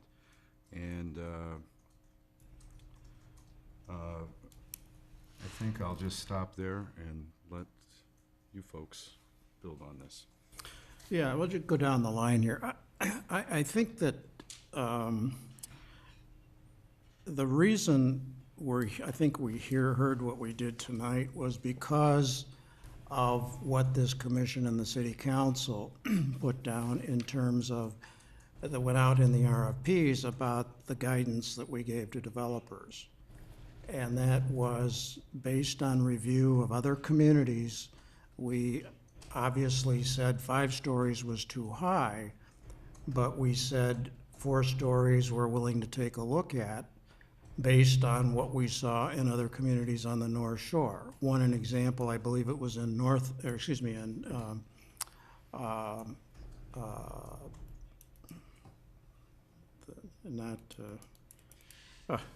where's New Trier? Winnetka on Green Bay Road. A 4-story unit. I can't believe it was more than 60 feet setback from Green Bay Road. Very tastefully done, good architecture, good landscaping. It didn't have the sense of mass, either from a driver in an automobile going either direction or walking along the sidewalk in front of it. And so it was on the basis of actual field research that each member of the commission was done, did we get these so-called instructions that went to developers? I think, frankly, that based on the testimony tonight, I think we ought to revisit that. I'm not sure that it needs to be changed, but I think we ought to take a second look at that, whether we need that, and it goes to what's talking about height and density. I was also taken aback by the most recent proposal of, not taken aback, but surprised by the balance of rental versus ownership units.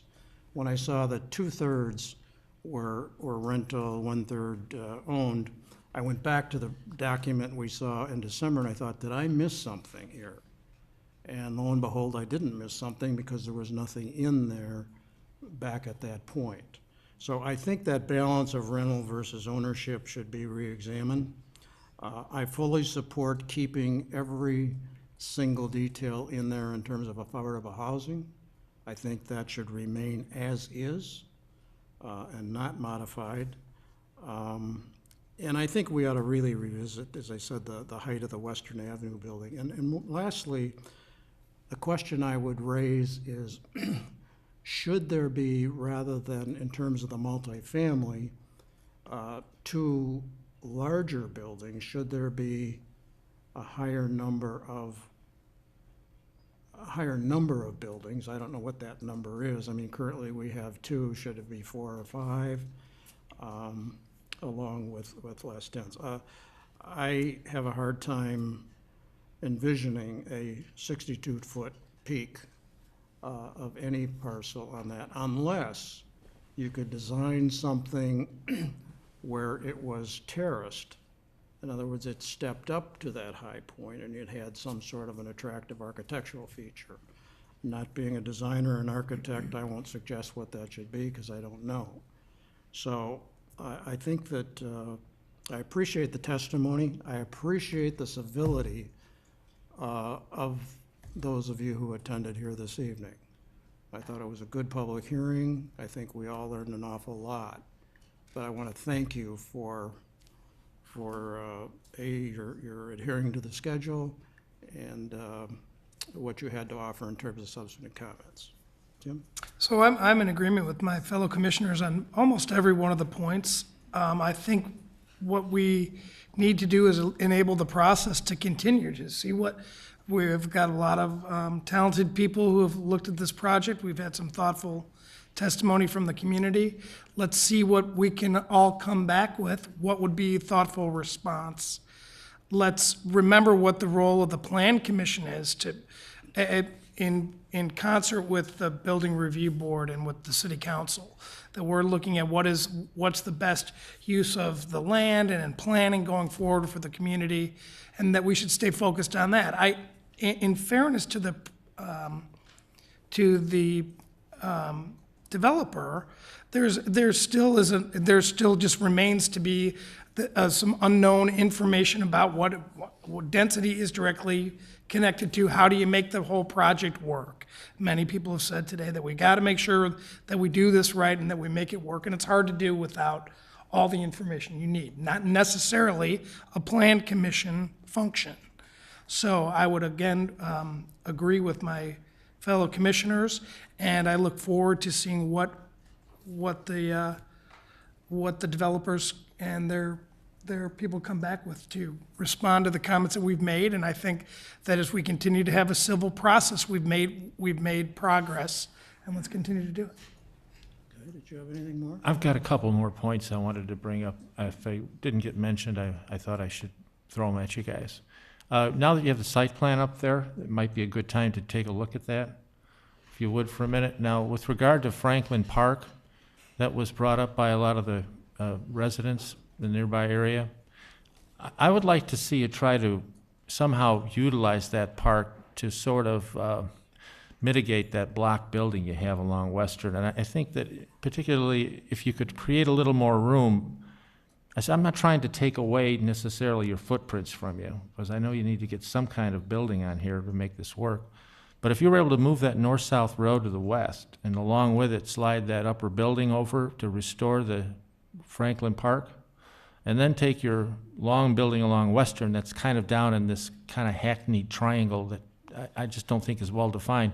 Slide your block building up to occupy more of the middle of the block. Then you'd create sort of two flanking parks, and one really nice one down at the bottom by the grill could actually be the opening gap that allows one to look into the square. You know, do you understand my point? Kind of a diagonal vista as you travel up north from town. And then if you were to more cleverly mass that building, I'm not going to get into architecture other than how it might affect scale, perhaps that upper story could be put in a mansard or something so that you get a lowering effect. Something might help you with coping with the size of that building.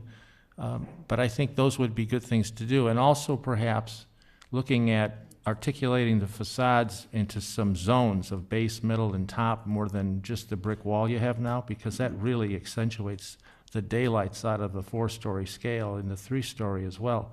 Maybe the base course is done in a different material to imitate a limestone base you might see on one of the buildings in London, thereby helping to scale these things down. That might be worth investigating as well, and at the same time that would imbue it with a more luxurious aesthetic.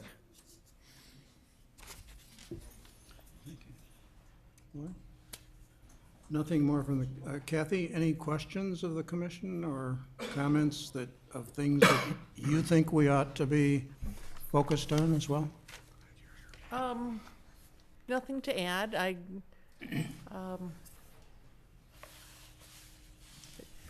just want to make sure that if there's any other thoughts, questions, areas you want clarified, anything you want looked at or studied, that we get that direction.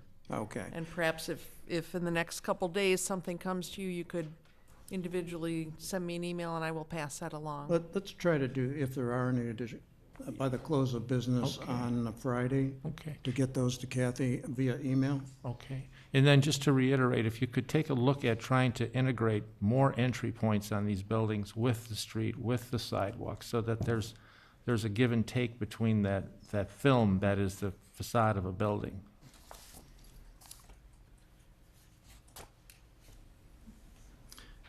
Thank you. And we hope you're still interested in the project. We won't go away that easy. Thanks very much. Thank you. It would be appropriate, since you are continuing the public hearing, to have a motion, a second, and a vote on that. Mr. Chairman, I move that we continue the petition, Focus Development for the Laurel and Western Avenue residential development. Good. Second. It's been moved and seconded that we continue the agenda item, including the public hearing. All those in favor indicate by saying aye. Aye. Aye. Opposed, no. Motion carries. And can I just note for the record that we do expect that continuation is to, as you mentioned, Chairman, the April 15th meeting. Further notice will be sent out, but I just wanted to get that date on the record. And I would ask, too, that the three commissioners who couldn't make it this evening be asked to please review the video of this meeting, so that, and also if they did not attend anybody who didn't attend the December meeting, look at that tape as well. We'll be sure to make those available. Right. Thank you, Kathy. Okay. Any public testimony on non-agenda items? Rami?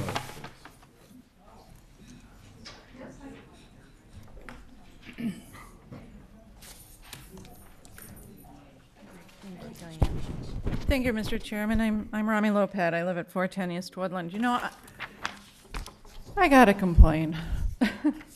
I've been in front of you and other city commissions numerous times, and it seems with each project, including those where land is owned by the city itself, it gets harder and harder to get ideas and comments submitted early enough that they can be taken seriously by the petitioner. I think I speak for many, many residents who feel that public participation does not feel very participatory. On this project, and I'm not picking on Focus, this is on many projects, all the projects. We got information, not details, just summary, just a few days before the building review board meeting last week. We have to read it. We have to think about it. We have to get photographs, do PowerPoints, write testimony, practice testimony, reach out to neighbors all in a day or two. Then we do it all over again for the next commission, such as yourselves, in just 1 week. Which means rewriting and reanalyzing using a whole nother set of criteria. This morning I received 97 pages of information. You probably did too, but I got it this morning from a third party. This afternoon I received the staff report. I started to cry. There's no way, I thought. Why should anyone expect that I have hours to spare to do all this? Residents should not walk in here frazzled and becoming more cynical about participation. So I have a suggestion for the city staff and the city council and all the commissions. And it echoes what Mr. Brune said earlier, but I'll do them one better. Create a 2 weeks quiet period, a study period, a moratorium, whatever you want to call it, before these meetings. By that I mean have the developer submit all its paperwork for public disclosure 2 weeks before any meeting. Those 2 weeks will give us enough time to prepare. In those 2 weeks, there ought to be a serious public information meeting where questions can be asked and actual answers can be had. You probably wouldn't have had that scene with this woman earlier at your first agenda item. 2 weeks would allow Kathy to have a break and for homeowner groups and community groups to consult their boards. I've been on a board. We have 20 people on that board. We get this information 2 days in advance, and it's really hard to come up with a unified board statement in those 2 days and then have somebody deliver it.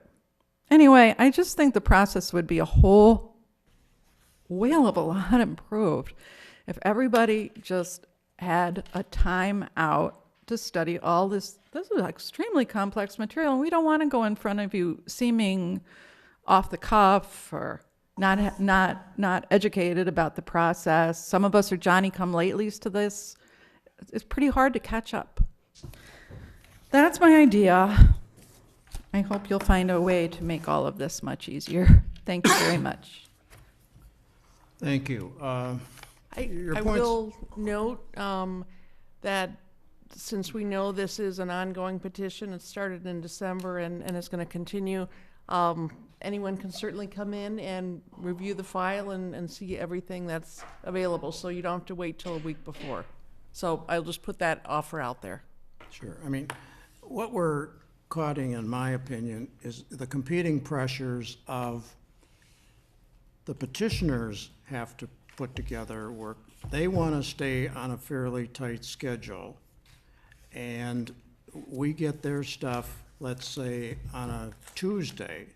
Staff has to give 1 or 2 days to review it, turn it around, get it to us. At least I'm speaking for the Plan Commission now. We get the bulk of the petitioner material on, Friday, sometimes Saturday, and then we get the staff report at the same time you folks see it. I mean, and that puts the onus on us, which we all agree to do, to get, as soon as that packet comes, we crack it open, we take a look at it, if we have questions, and we know that in a complex issue that we're likely to get the staff report on Sunday or Monday. And staff is working the weekends, evenings, and so forth. And so part of the problem, in my opinion, as one who spent 42 years working in the public sector, it's a function of staff and expertise in order to turn things around by reviewing what petitioners put together.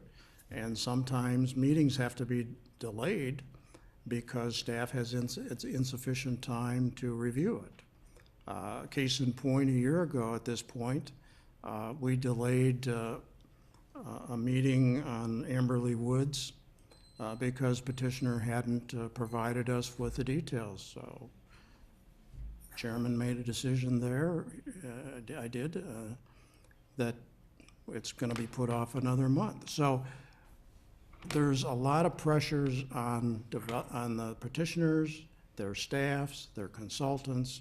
Then the city has to review it.